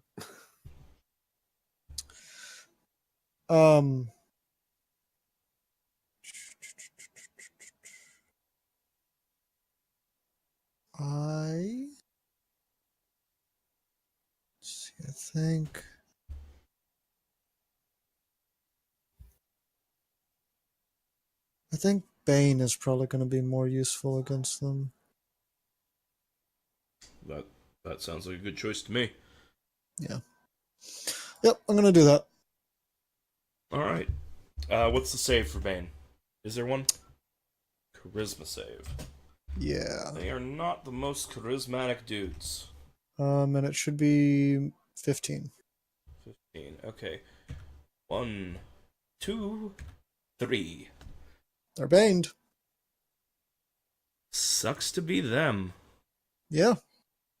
We'll use this broken heart symbol for Bane today. So hopefully that helps board out. It should. That's minus 1d4 to all of their attacks. And Bort's got crazy good AC. So Awesome. Shit, a bunch of magic stuff's happening to us. It's terrible. yeah. Okay. Veteran 3.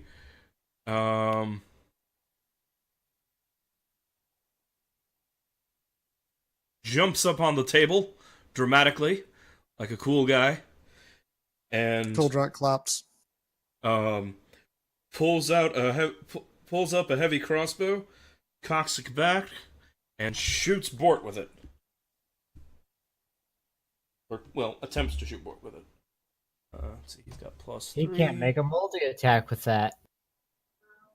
That's true. And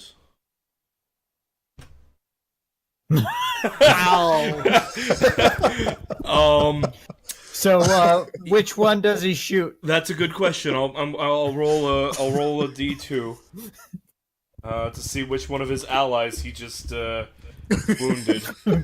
Brains in the back of the fucking skull. Yeah. So yeah, he rolled the 1, so he's hurting his ally. I'm guessing veteran one. Yeah, veteran 1. That seemed the most sensible way of doing that. So a d10 damage. Ah, shit! What the fuck?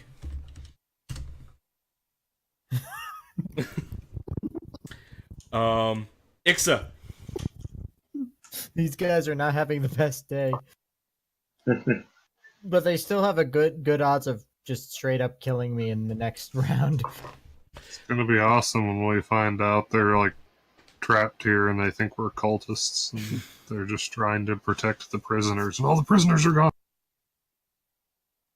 Right, so remind me, but is it possible to get past Bort since he's in the doorway? For you, yes. Okay. As you were a small kobold, then I think you actually have a thing about being underfoot.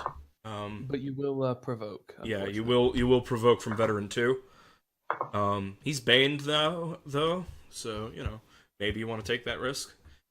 And it could let you get in here and then kind of like split up the attacks on board. If you want to delay a half tick though, Lucas's action will make it easier for you to get there. It's up to you. So just hold until after Lucas goes then? Sure. Alright, that's fine with me. All right. What you gonna do, Lucas? Well, Lucas is going to cast the best spell in D&D. Fireball? Grease. Okay. So dex saves. So they make immediate dex saves. Uh-huh. Oops. That was.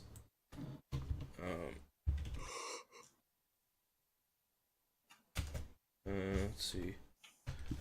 1d20 plus 1. They're not proficient to dex saves. So 1, 2, 3. One of them saves. Yeah, so 1 saves. But now veteran 2 will have disadvantage on that attack of opportunity as well as Bane. That's a lot of bad.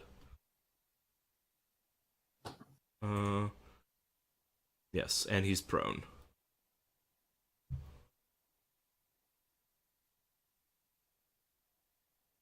Okay, so Ixa, are you Alright, yeah, so That's okay. now she'll run in and not provoke an attack of opportunity. And she can move and multi. She will. He just has disadvantage on top of Bane. Okay, so I'm assuming that gets resolved before her action, right? Yes. And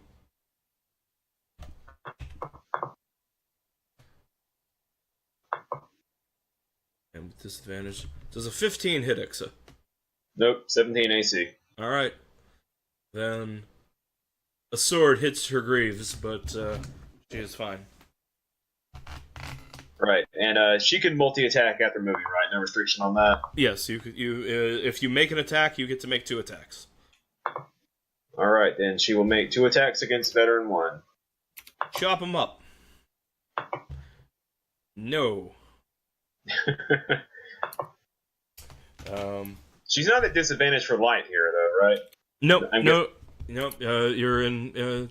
It's you know, they had some artificial lights in here, candles and things, and Lucas is manipulating a light spell, so there's light, but there's no bright sunlight. Ixa's able to fight it. The one thing we should remember, I should after this fight, I should hand Bort the immovable rod we picked up at some point, so that if he opens the door and doesn't like what he sees, he can just close it and jam the rod in it and activate it. That makes sense.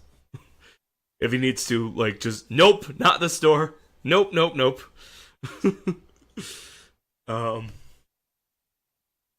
Okay. So unfortunately, none of those hit. These guys have a 17 AC.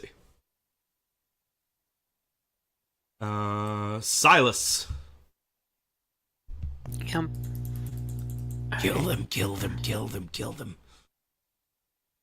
I'm gonna try. Who the hell was that? I don't know. You were being lazy. I had to take. I think you're going crazy, Silas. You better kill someone to make up for it. Is it possible for Silas to stand here? Are you asking me or KSP? I'm asking KSB if that's a standable square. That's a standable square.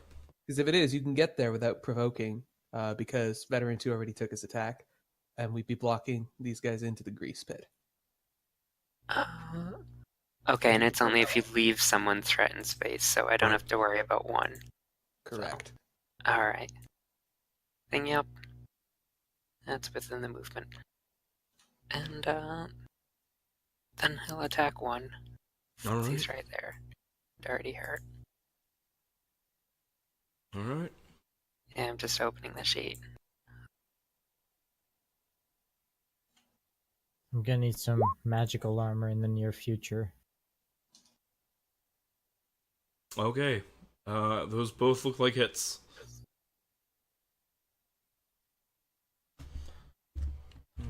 And -9.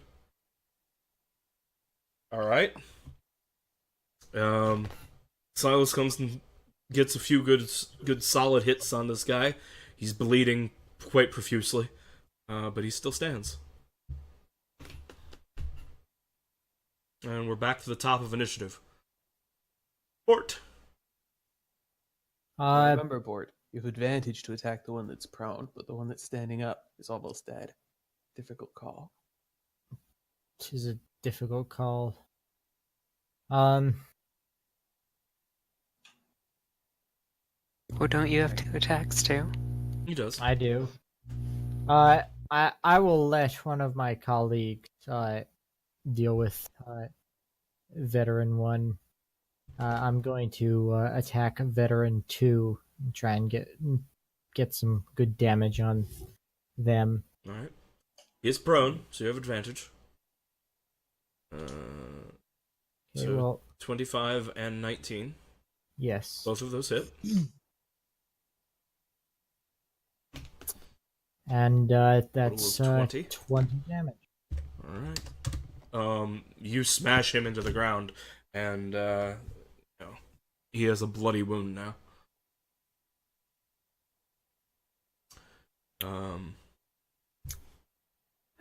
I really should use some of my maneuvers, but that would imply that I'm smart. All right. Veteran 1 makes an attack at makes both attacks at Silas. Does a does a 16 hit? I think so. Let me see. Yeah, it does. Just barely.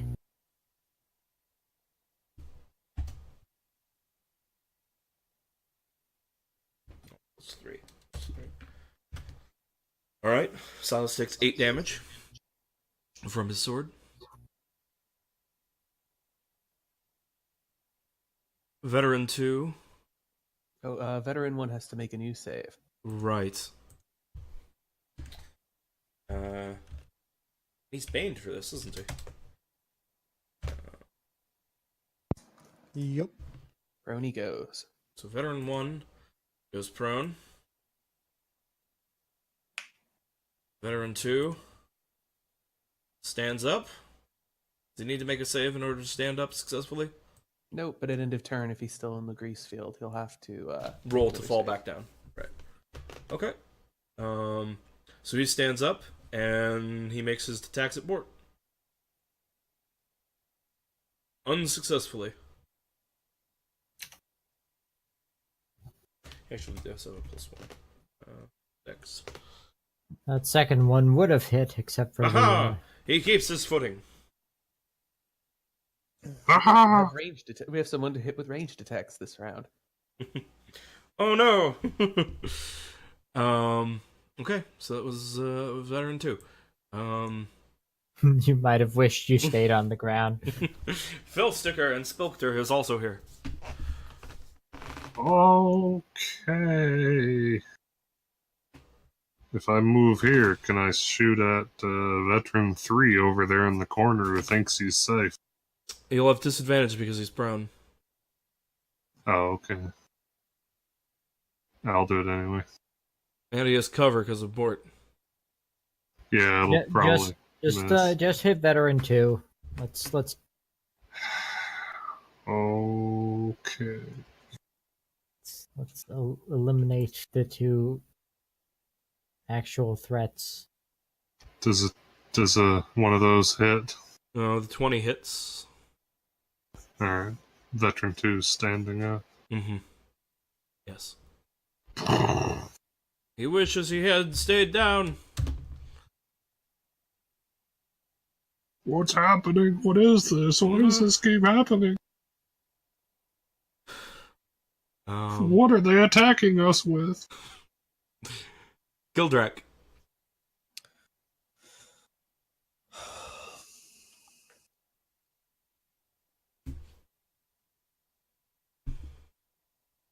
Hmm. 10-foot radius, but I don't really want to burn that. Yeah, I don't think we're in a territory with this fight where we need to be burning more spell slots, but... No. No. The one I used was level 1, which is fine. Yeah, I'm gonna... I really don't want to risk murdering Bort. Sometimes we have to make sacrifices. You could try and viciously mock Veteran 3. He's about to go next, and you could give him disadvantage on top of Oh, right, I forgot that gives disadvantage. Mm-hmm. Yeah, I'm gonna do that. Definitely gonna do that.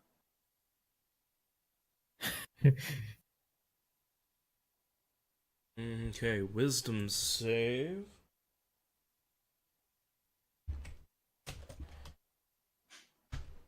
All right, and I got an upgrade too. Bane does. I am right in remembering that Bane does affect saving throws, right? Yes. Okay. -4 to save, or -1d4. Okay. He would have made it. He would have made it if not for your Bane.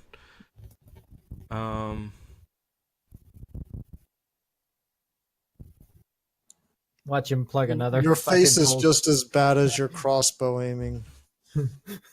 Watch him plug another fucking bolt into one of his allies. And yeah, he mean, you harm his feelings, and he is baned, and now disadvantaged. I surrender. See, bards are useful. He stands up, and he backs up into this corner. And he fires his crossbow at Silas. So Silas has a clear shot against, but he fails for the disadvantage. I'm helping. You're helping so very much.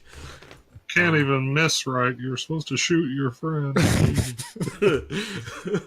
And Ixa, it's your turn. All right. So the veteran one's pretty bad shape. She might as well attack him. Yep.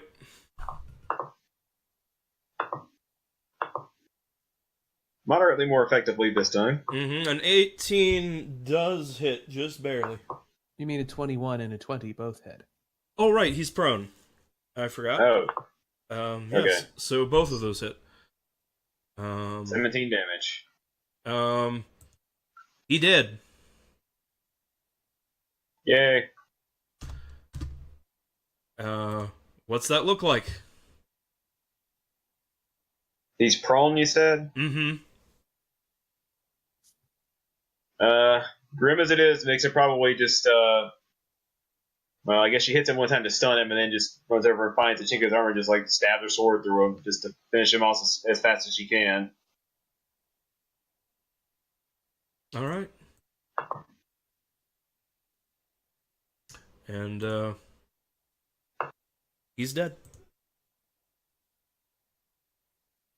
That tile is now, difficult terrain, if it matters. It probably won't, because everything's very tight right now. But, corpse is there.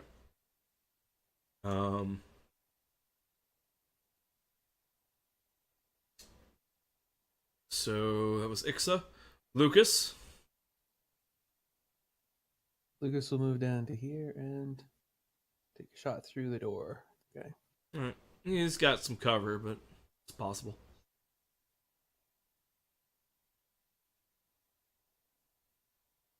10's probably not going to do it. No, not at all. You smash. You hit a firebolt into the wall next to Bort. Silas. What's your aim, please? Don't be like that other guy.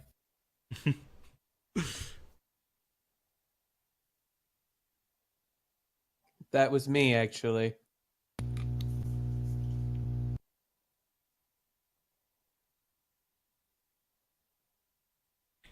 Silas. Board Yep. is Is gonna attack about veteran 3. whichever. Yeah, 2 is the one that's more hurt. So 2 then. And you can hit him with your ranged weapon. Yeah, that hits. Both hit.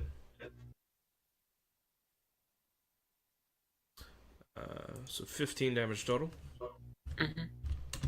Alright. He's only got 4 hit points left. Bort. Wow. Bort is. I've got good news for you. If you club veteran 2, you can still crossbow veteran 3. That makes sense. I will club. I will maul veteran 2. Does 14 hit? No. Then I guess I will maul veteran 2 some more. And that definitely Does doesn't veteran 2 stand up? Yes, he did.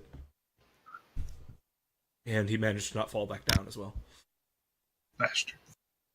Fool. Well, that is incredibly annoying. Yes. So it's veteran 2's turn. Fighting for his life, he tries to kill Bort. Huh. I think one of those hits. One of those does hit. Do me a favor and roll minimum damage. Okay. And now let's see if he can keep his feet fighting on this grease. He cannot. So he accidentally is into you, wounding you somehow before he falls back down again.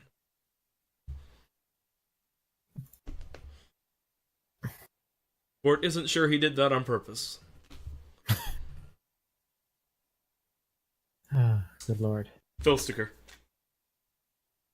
Oh, I kind of wish this was Mithras, because we could probably do some compelling of surrendering. I mean, Right. you can still ask them to surrender. I mean, they kind of took over a castle and tried to destroy the world working for a demon prince. I'm pretty sure the Inquisition's going to make surrender less pleasant for them than fighting us. yeah, but that's okay because they can tell us which way to go to get there faster. And we can just be like, you have an opportunity to do something better with your life. Leave. Philsticker scrambles, I guess, between Bort's leg or whatever onto the dead body and threateningly his hand glows with more Eldritch Blast. If you step there, you have to make a save. Oh, I thought it just took extra movement. What's the save? The grease spell. Yeah, because you're stepping into the grease spell. Oh, it's crazy. I honestly think we should just keep before Philsticker moved positions because we're denying the knight one of his 2 attacks by keeping him at range, and that's actually pretty strong for us. Alright, he'll just shoot at Veteran 2 there, who's, theoretically... It'll be scariest for Veteran 3 when his last friend explodes. Veteran 2 is prone, though, so keep that in mind. Yeah. Yeah. We'll see what happens.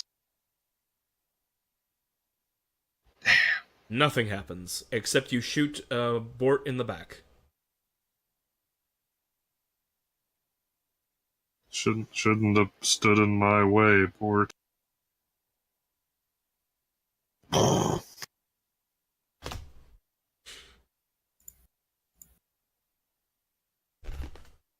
Ow. Well, Bort's getting the big potion after this fight, by the look of it.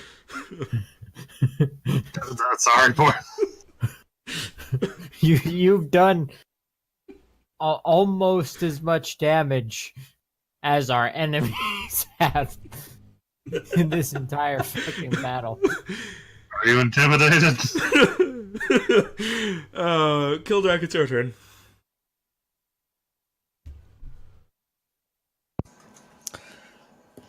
Okay, well, you should probably stop murdering our Philsticker. Just gonna throw that out there. I'm gonna mock Veteran 2, see if I can kill him. Okay.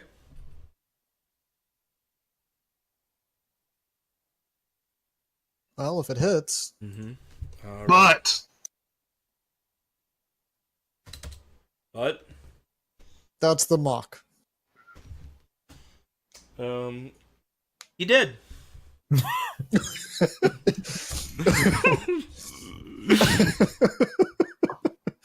He just couldn't handle hearing someone yell out butt. He just has a heart attack and drops dead. It was too much. Kildrak lets loose the foul word. The legs of all tremble. Especially the one who it was meant to be heard by, who dies. So you're saying that I just used word of power kill? No, you just uttered the hideous word. It's more like power word headache, but he was pretty close to death anyway.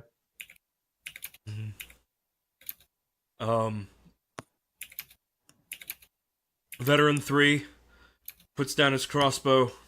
He draws his long sword in one hand, a shorter sword in his second, and he readies to attack anyone who comes within melee reach of him.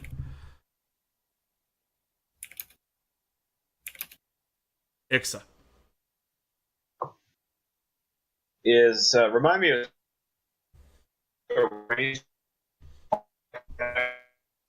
or can she just do that and attack him? I'm not sure what you said. You turned into a robot. A broken robot. Okay, better now? Yes. Okay. I was asking, can she switch to her bow and attack him, or is that multiple? Yes. Okay.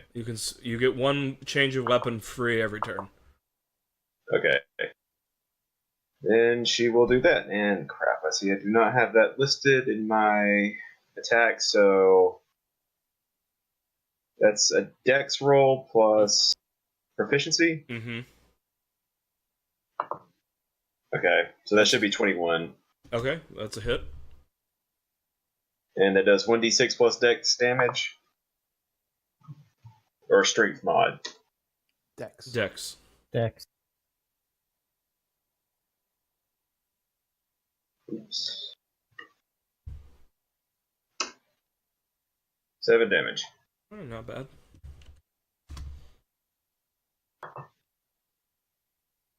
Lucas.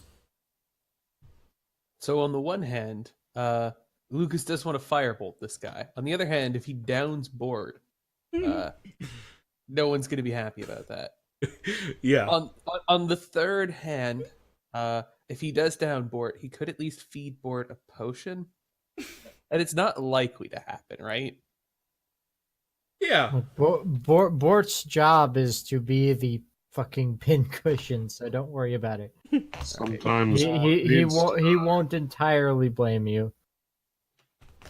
Well, at a later level, when I get it at my next cantrip, I will pick up a cantrip that gives a save for this situation, instead of a cantrip that's a ranged attack. But for now, I guess I am going to have to fire. 15 probably doesn't even hit. No. That one hit him in a in a perfectly flat white room. So certainly doesn't hit him in this situation. Silas. Alright. Your pike calls for blood, but he's too far away. Unless you get in the grease. Where is he? Oh, yeah, I guess that is 15 feet. Hmm. Well, I'll risk it. Alright. Make it What dex is the save. save again, Dex? Does he make the dex save when he As you enters or enter. when as soon as he enters? Okay. Both, actually. Well, Silas is dexterous, I think. Alright. Save. Yeah, +3. No? So you do not fall. You don't fall immediately. You may make your attacks. But this was tactically very unwise, because now he can hit you with 2 melee attacks. Well, I guess I'll have to enter the grease still. Mm-hmm. Yeah. Well, Silas is still He using. doesn't have a reach weapon, does he? No, he's got a long sword and a short sword. So, yeah. But, I mean, if he enters it and makes a save and you're prone, that's going to hurt. Mm-hmm. You do need one additional dexterity save for ending your turn. Oh, okay.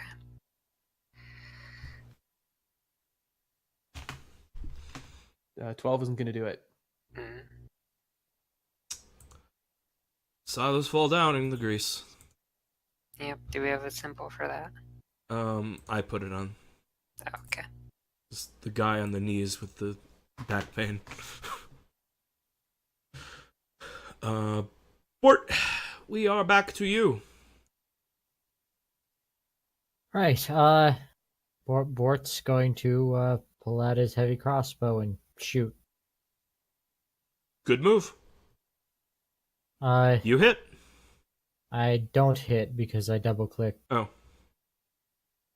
I Then you don't hit. Want to give me that, unless No. you want to give me the 17. No. Your first roll's a 13. That's not a hit. You needed that 17 from the second one, but no. Nope.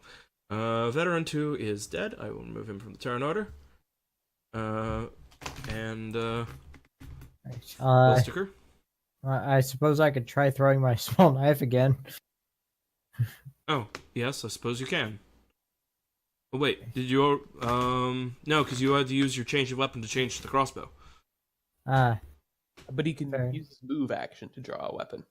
Oh, I guess you're right, he can. Alright, yes, Well, you can then do that. I'll use my move action to draw my small knife and throw it at him. Okay.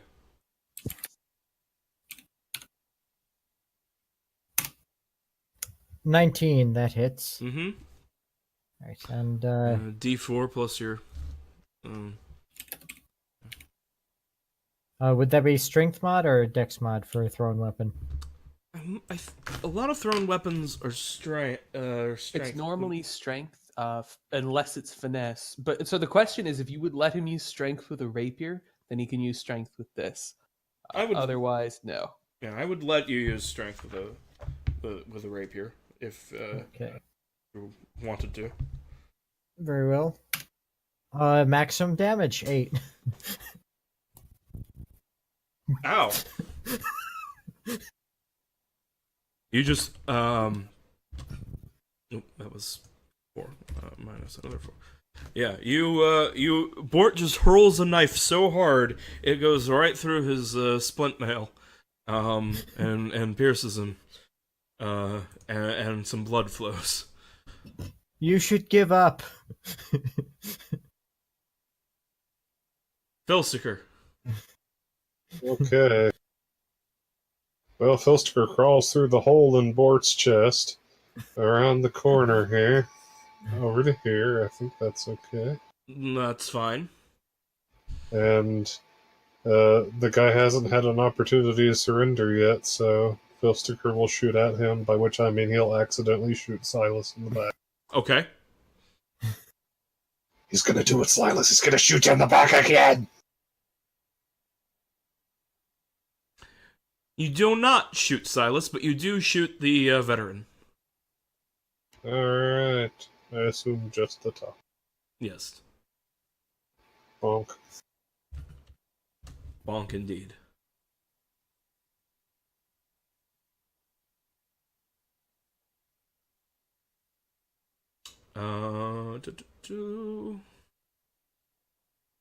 Gildrak.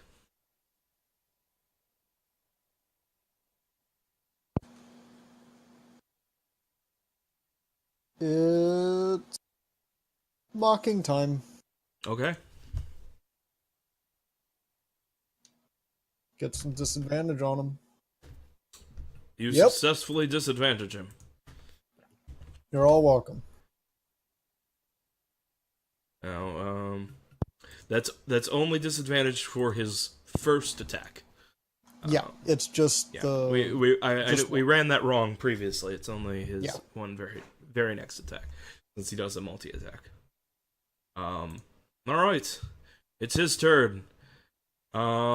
He is going to do something which will probably end up being a bad idea, but it might hurt you. He's going to step into the grease and make his save.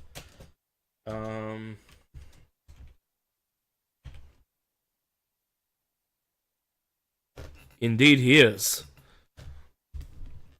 And then he's going to stab Silas 3 times. With advantage.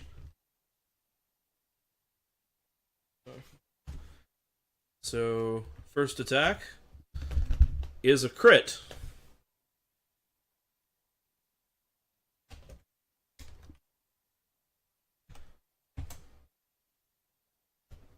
Silas takes 10 damage.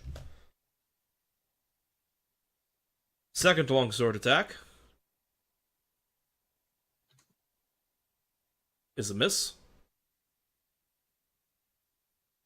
And makes his short sword attack. Also misses.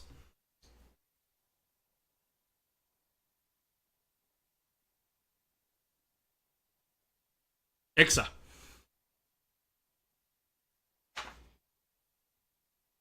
Stepping close enough to get in a melee would put Ixa into grease, right? Yes.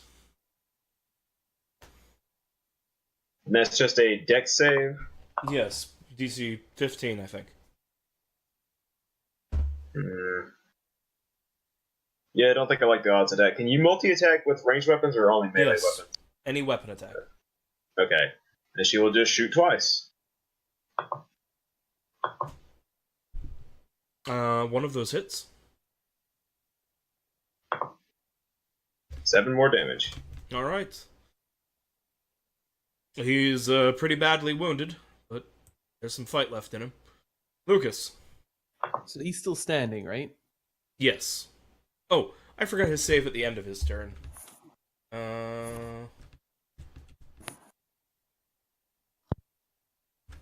won't make a difference to Ixa. But, alright. At this point, So he is prone. unfortunately, you can't actually dismiss Grease early. I have just conjured Grease. So, I would be attacking with disadvantage if I'm going to attack. Which, I don't know, how do people feel about that? It's 2 chances to hit Bort instead of 1, and a much smaller chance of hitting my target. Could just delay, or just not do anything. What do people think? I keep forgetting of the stupid great sword. I should have had advantage on initiative. Oh well, next time.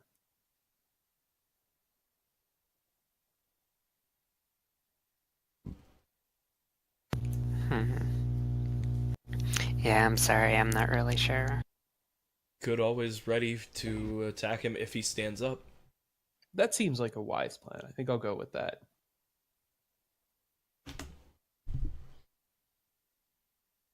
Yeah. I think there is more justifiable. All right. It doesn't really matter. It's somewhere in that room.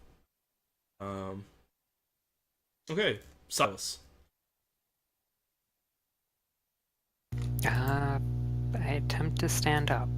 Okay, You can just stand up. just stand up. Yay, victory. Now, Veteran 3 is prone, so if you want to stab him, you'll have advantage. Seems like a good plan. 19 hits. 24 hits.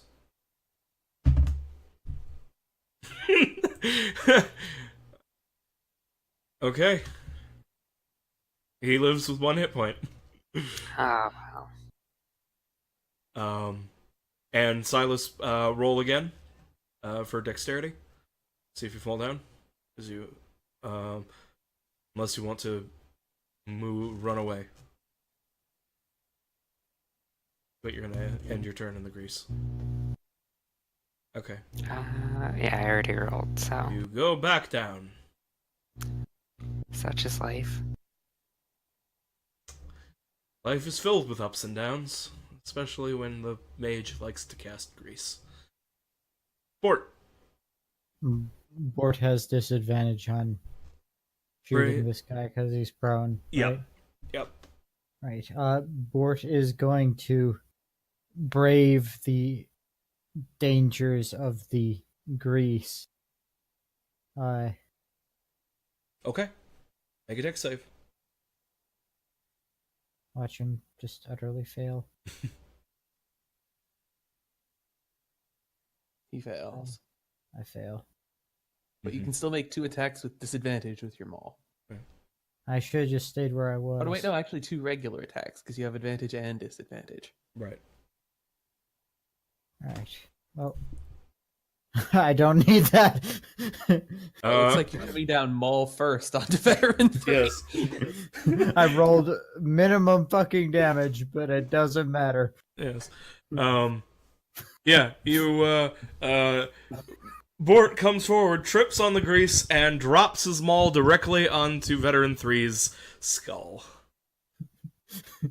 He is slain. Can you please get rid of the grease? No, it'll be gone in another 30 seconds or so. Right, Bort will crawl out of the grease. Yeah, it's actually I fairly mean- easy to exit the grease because you can stand up and leave as a move action. So I need healing. Grease is primarily dangerous in situations like this, where they can't just get out of it. all right, we'll give you the big potion because I think you're definitely going to end up needing it. 44 plus 4 isn't going to be good enough. You're going to need 8d8 plus 8, and wow. Or that's supposed to be 8d4, sorry. That is in fact sufficient. It's incorrect, though. It's actually only that much. That is still sufficient. Mm-hmm.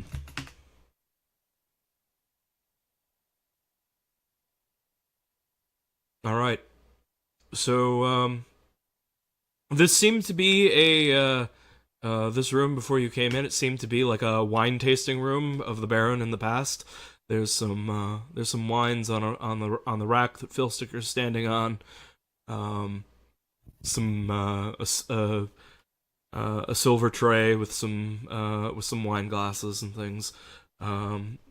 There's a card game that was going on the table, which has been thoroughly wrecked, and there's now blood stains on the playing cards.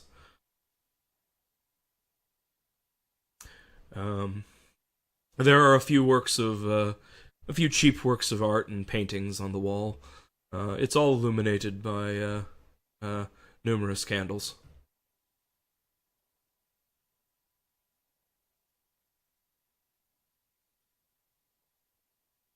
Alright, then no way out.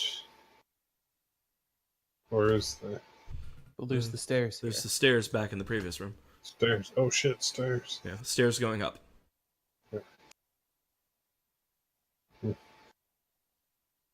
Well, we can come rob them later.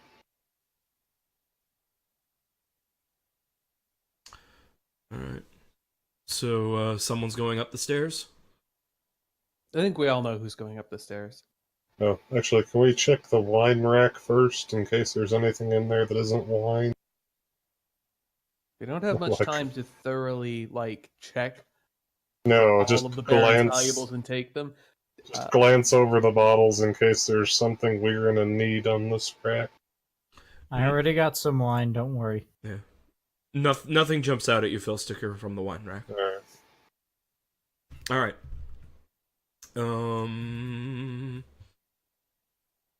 So Bort is going up the stairs. He is... Let me reveal this new area.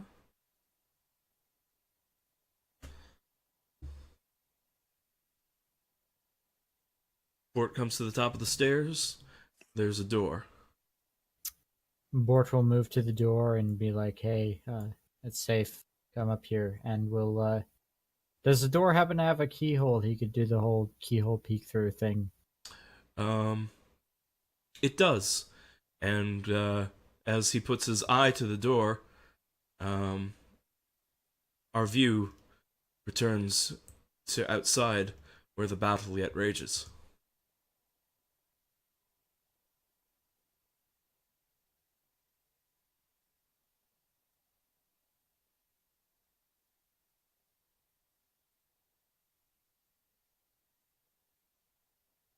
Shouldn't have chosen a blue sky background. Shouldn't I use this picture because it makes the little tabs used for rotating hard to see, and they're blue on blue. I can't see the information on the rangers. That's strange. It's because the abyssal swarm is over them physically. Okay, that's better. All right. Okay. So we're gonna do another full round of the battle of the outside battle. I'm gonna roll a d20 for see which one of us gets to make the first attack for the second round. One of you roll a d20 and try and beat an 11. All right, who shall roll? I nominate Kildrak. Okay. All right. So the forces of law have initiative. One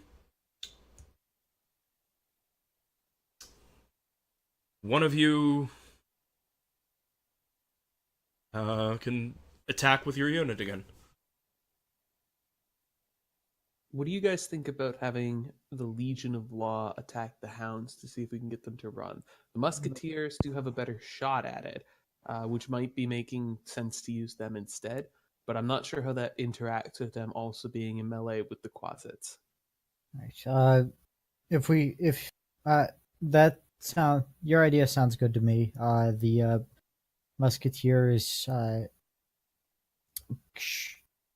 It'd be best if the musketeers were freed up to fight the unseen fiends.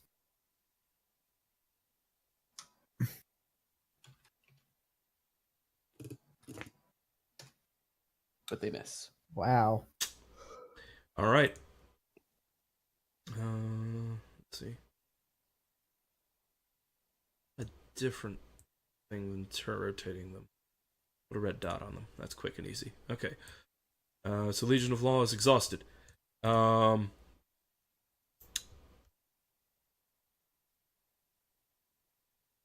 going to use my Abyssal Swarm and have them attempt to use make a flyover over Saint Amelia and use drone on her this time.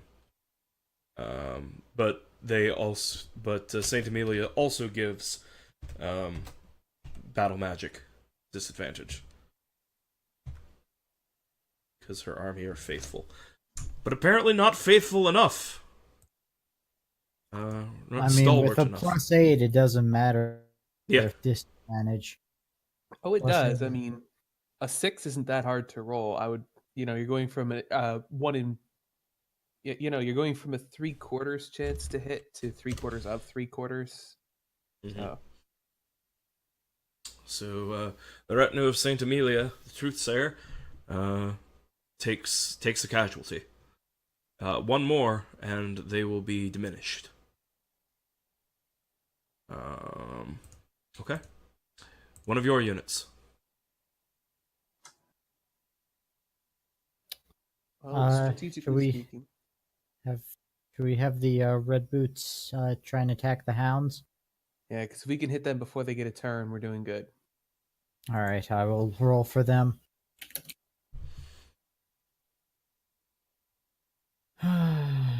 Please, Lord, work. Okay, that hits. It does. So now you make a power test. And I got to defeat their toughness, which is also a 12. Yep. Okay.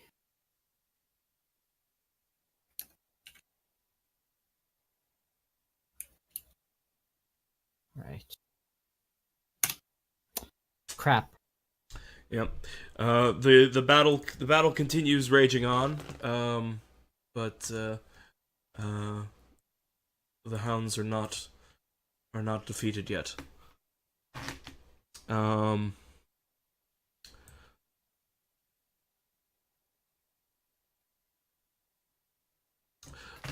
Shadow Legion are going to attack the knights who they are engaged with, in order to hopefully strength drain them.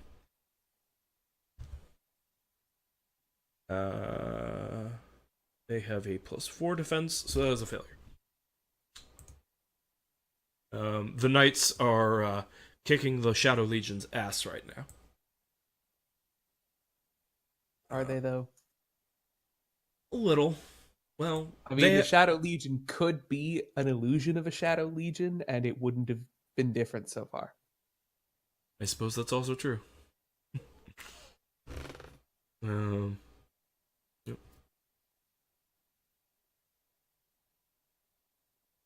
All right. So another one of your units. Do we want to stick hard on this plan with the Imperial Ranger Regiment, or do we want to change tactics?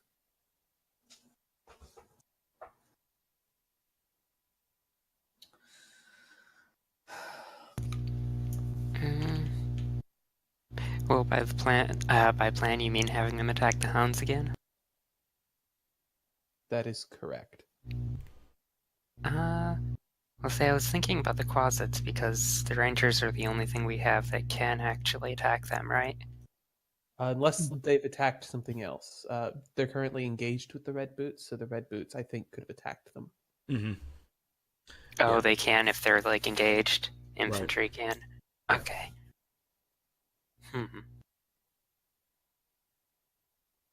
Alright, then yeah, I mean, I would be fine with them going and trying to attack the hounds, since we already diminished them a bit.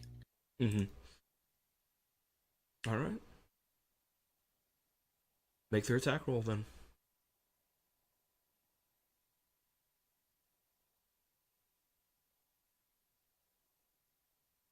The warriors of the White Kingdom seem really sarcastic. I know, right? You know, they super were the edgy. they were the they were the last ones that I did, and I was getting really tired of copying and of cleaning up the text after I copied and pasted them, because for some reason when I copy from the Strongholds of Followers book, it just like randomly capitalizes a bunch of letters like that.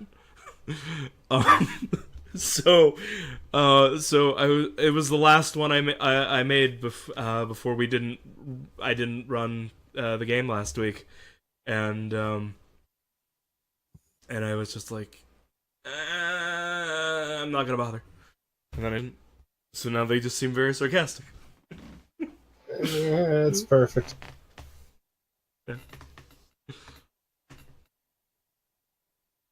So, Rangers attacking Hounds of Pezunia?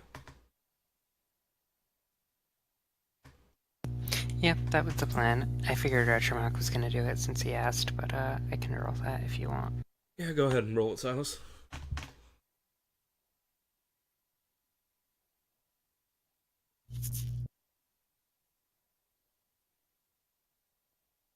That's a hit. Roll power.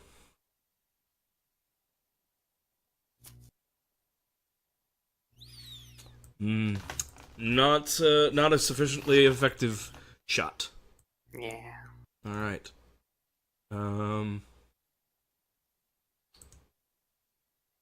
now let's see. I've got the Fiends and the Warriors of the White Kingdom. All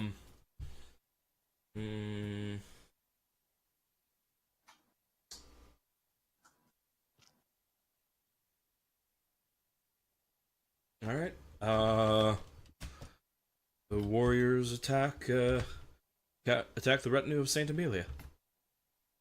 A 2 does not hit.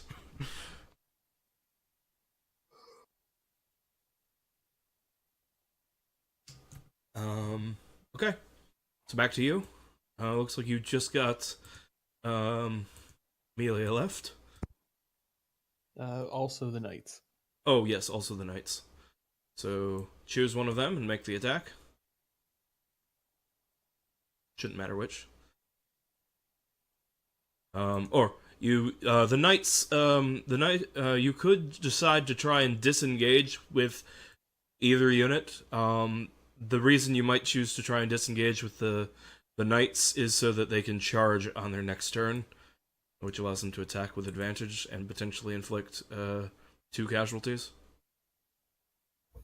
instead of 1. But that would also unengage the Shadow Legion. How does disengaging work? Disengaging is it takes your action, and it is a DC 13 morale check. They have a +5 morale. I would just have them keep fighting the Shadow Legion. Like There is logic to that. they're in a like even with that advantage, they're pretty good for fucking up the Shadow Legion. It's true. I don't think it's worth a disengage action. I think it's really nice if we can get them out of melee, and we'll want to keep in mind that we want to use them on weak units once they've gotten through this. But I can't object to this plan in any way.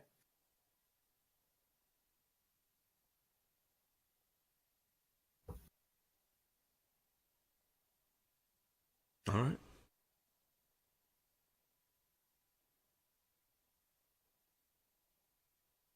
Somebody make the roll.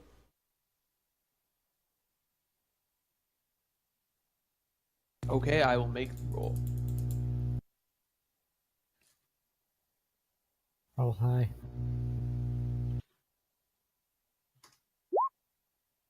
Nice. That's how you do it. Yep. And it's 5, right, for the power? Yes. Yep.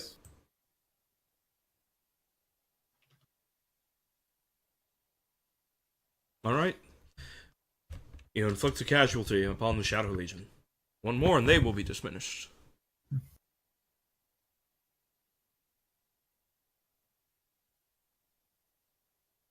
And let's see.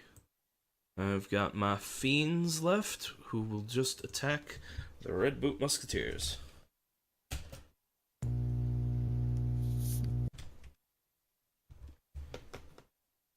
And fail. Yep. If you could move the Red Boot Musketeers back just a bit there. Okay. Alright, so you guys just have... I haven't attacked with the hounds yet either. You guys have Amelia? How do you guys feel about having her bonk the swarm while they're in melee with her? Sounds like a decent plan. Yeah, you might as well. Agreed. Assuming she manages to actually bonk them. I guess they can do that, yeah. Oh, she misses. Oh well. Alright, and then the hounds will continue their pitiful attack against the Legion of Law. Don't call it pitiful, it might actually hit. Hey! Let's see if they do any damage, though. Oh, wow! They manage. Thankfully, the Legion of Law is one of the D6 ones, so it's not quite as fucked as it could have otherwise been. Mm-hmm. Yes. But, some of the monodrones in the first ranks, get torn apart by dretches.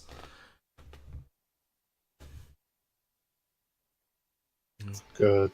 At least they're not people. The Modrons take these losses completely in stride.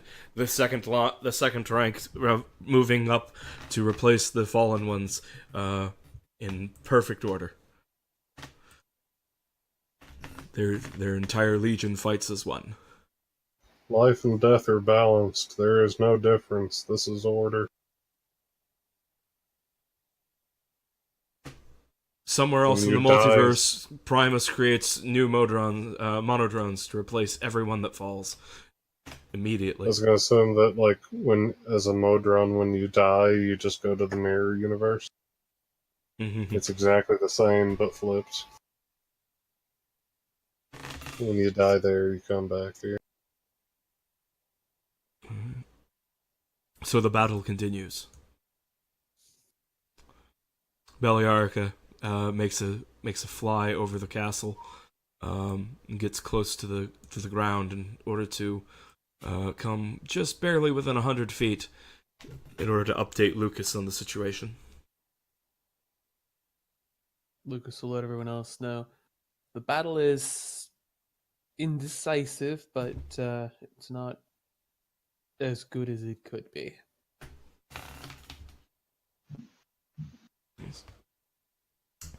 So, Bort, you poke your eye, you look your eye through the keyhole, and you see an empty hallway.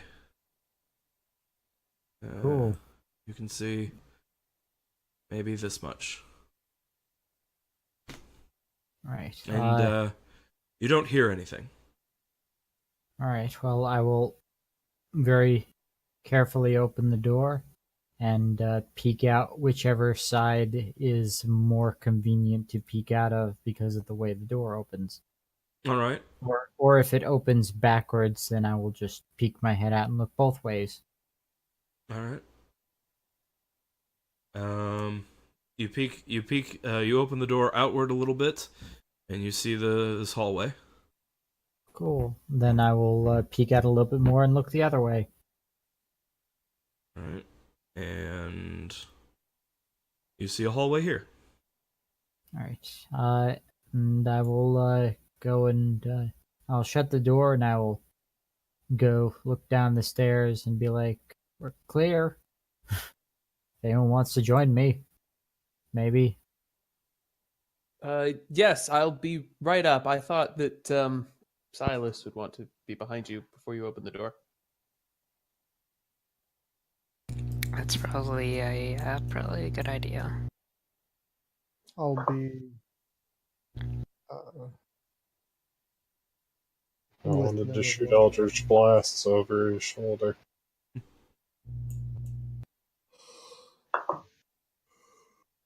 Right. Well, once everyone is stacked up on me, I will open the door and head out into the hallway proper.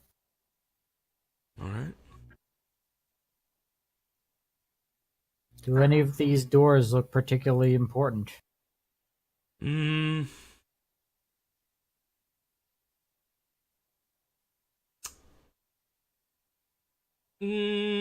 I guess they basically all look more or less the same.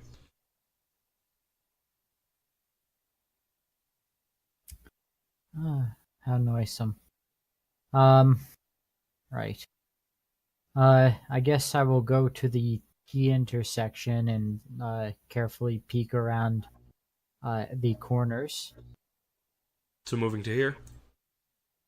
Okay. Yes. Although I'm trying to be stealthy about it. Understood. So you get that, and you get that. Right. See a few more doors. Empty hallway. Cool. Also fairly generic looking doors. Yes. All right. I will go. Silas, what's your passive perception? Phil Sticker as well. Second, 11. 15. Silas, as you pass the door to the on the north, just right north of your token, you feel like a bit of outside air coming under the door, and you see a little bit of sunlight. Oh, okay, alright, so, yeah, he stops Bort and tells him, I think this one leads back outside. Interesting. Good to know. I don't know if we need to go outside right now, but That's probably not a good Phil idea. Sticker, what are you doing? Astral projecting. You can't astrally project unless you have a spell for it. right. Bort is going to check the door opposite this hallway right here. Okay. What do you mean by check? Peek through the keyhole if there is one, or open it just enough to peek through if there is not. There is a keyhole, but it looks like this one has a slightly better lock on it. You can't just see through. But it's unlocked, and What kind of terrible keyhole design is this? and you peek inside, and you see what appears to be a meeting room, currently unused.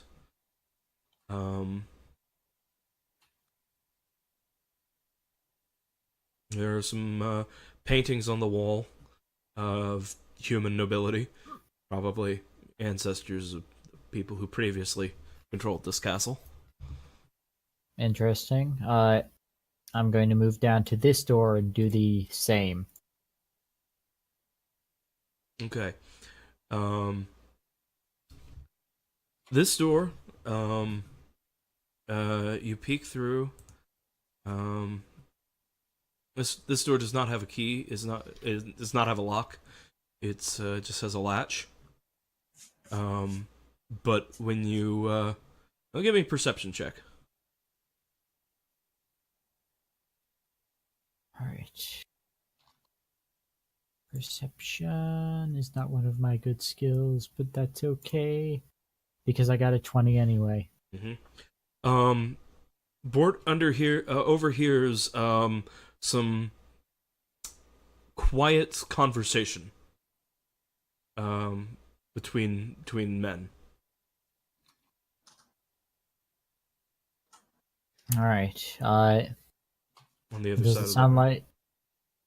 like? I'm guessing I couldn't determine if it was important conversation or important sounding conversation, or if they're just chatting up. You know, there's little things like tone of voice that, like inflection. They're like, this is important versus this is two people fucking chatting about bullshit. Yeah, it seems that one of them is expressing concerns about the goings on of the battle, and the other one is offering reassurances that everything is proceeding according to plan, and that the master knows what he's doing. All right. Well, these are definitely not the people we're looking for. Uh,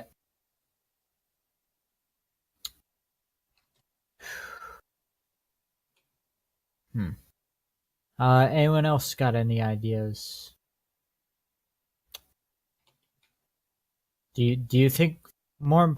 I will consult with the group. There are at least two people beyond this door. Do you think that we should? They do not seem to be the ones we are looking for, though. Should we attack them now and try What do and? you mean they're not the ones we're looking for? Right. All right. And in that case, I'll head up to the other end of the hallway and start peeking at these doors. No, that was a question. What do you mean they're not the ones we're looking for? Our Our mission here is that the castle's been taken over by cultists, and we're supposed to murder everyone here. So you telling us that they're not the person we're looking for implies that there's non-cultists active in the castle, which news. they're specifically not the leader of the cultists, who I imagine it would be useful to murder first, because he is the most. They're coming this way. Fair enough. Bort will go back down and prepare to breach and clear. Okay. So place everyone place yourself where you want to be when Bort breaches the store.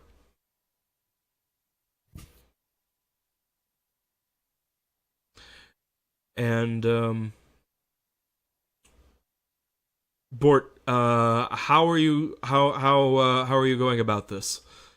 Describe what it is that you do. How sturdy does the door look? I mean, it's like a normal wooden door. Bort's being a cool fighter guy could totally kick it off its in or totally break the latch with a kick. All right. Well, send it. Bort is going to break the latch with a kick. Mm-hmm. He has his crossbow ready. He's going to break the latch with a kick. Move in enough that hopefully his friends will be able to also move into the doorway, and then shoot the first person he sees while screaming about how all the sinners shall die. Okay. Cool. Bort, everyone sins. Here's and everyone dies. Okay. No. So here's what I'm gonna do. When Bort kicks open the door, we're gonna roll initiative, and the cultists inside the room, and possibly elsewhere, will be surprised.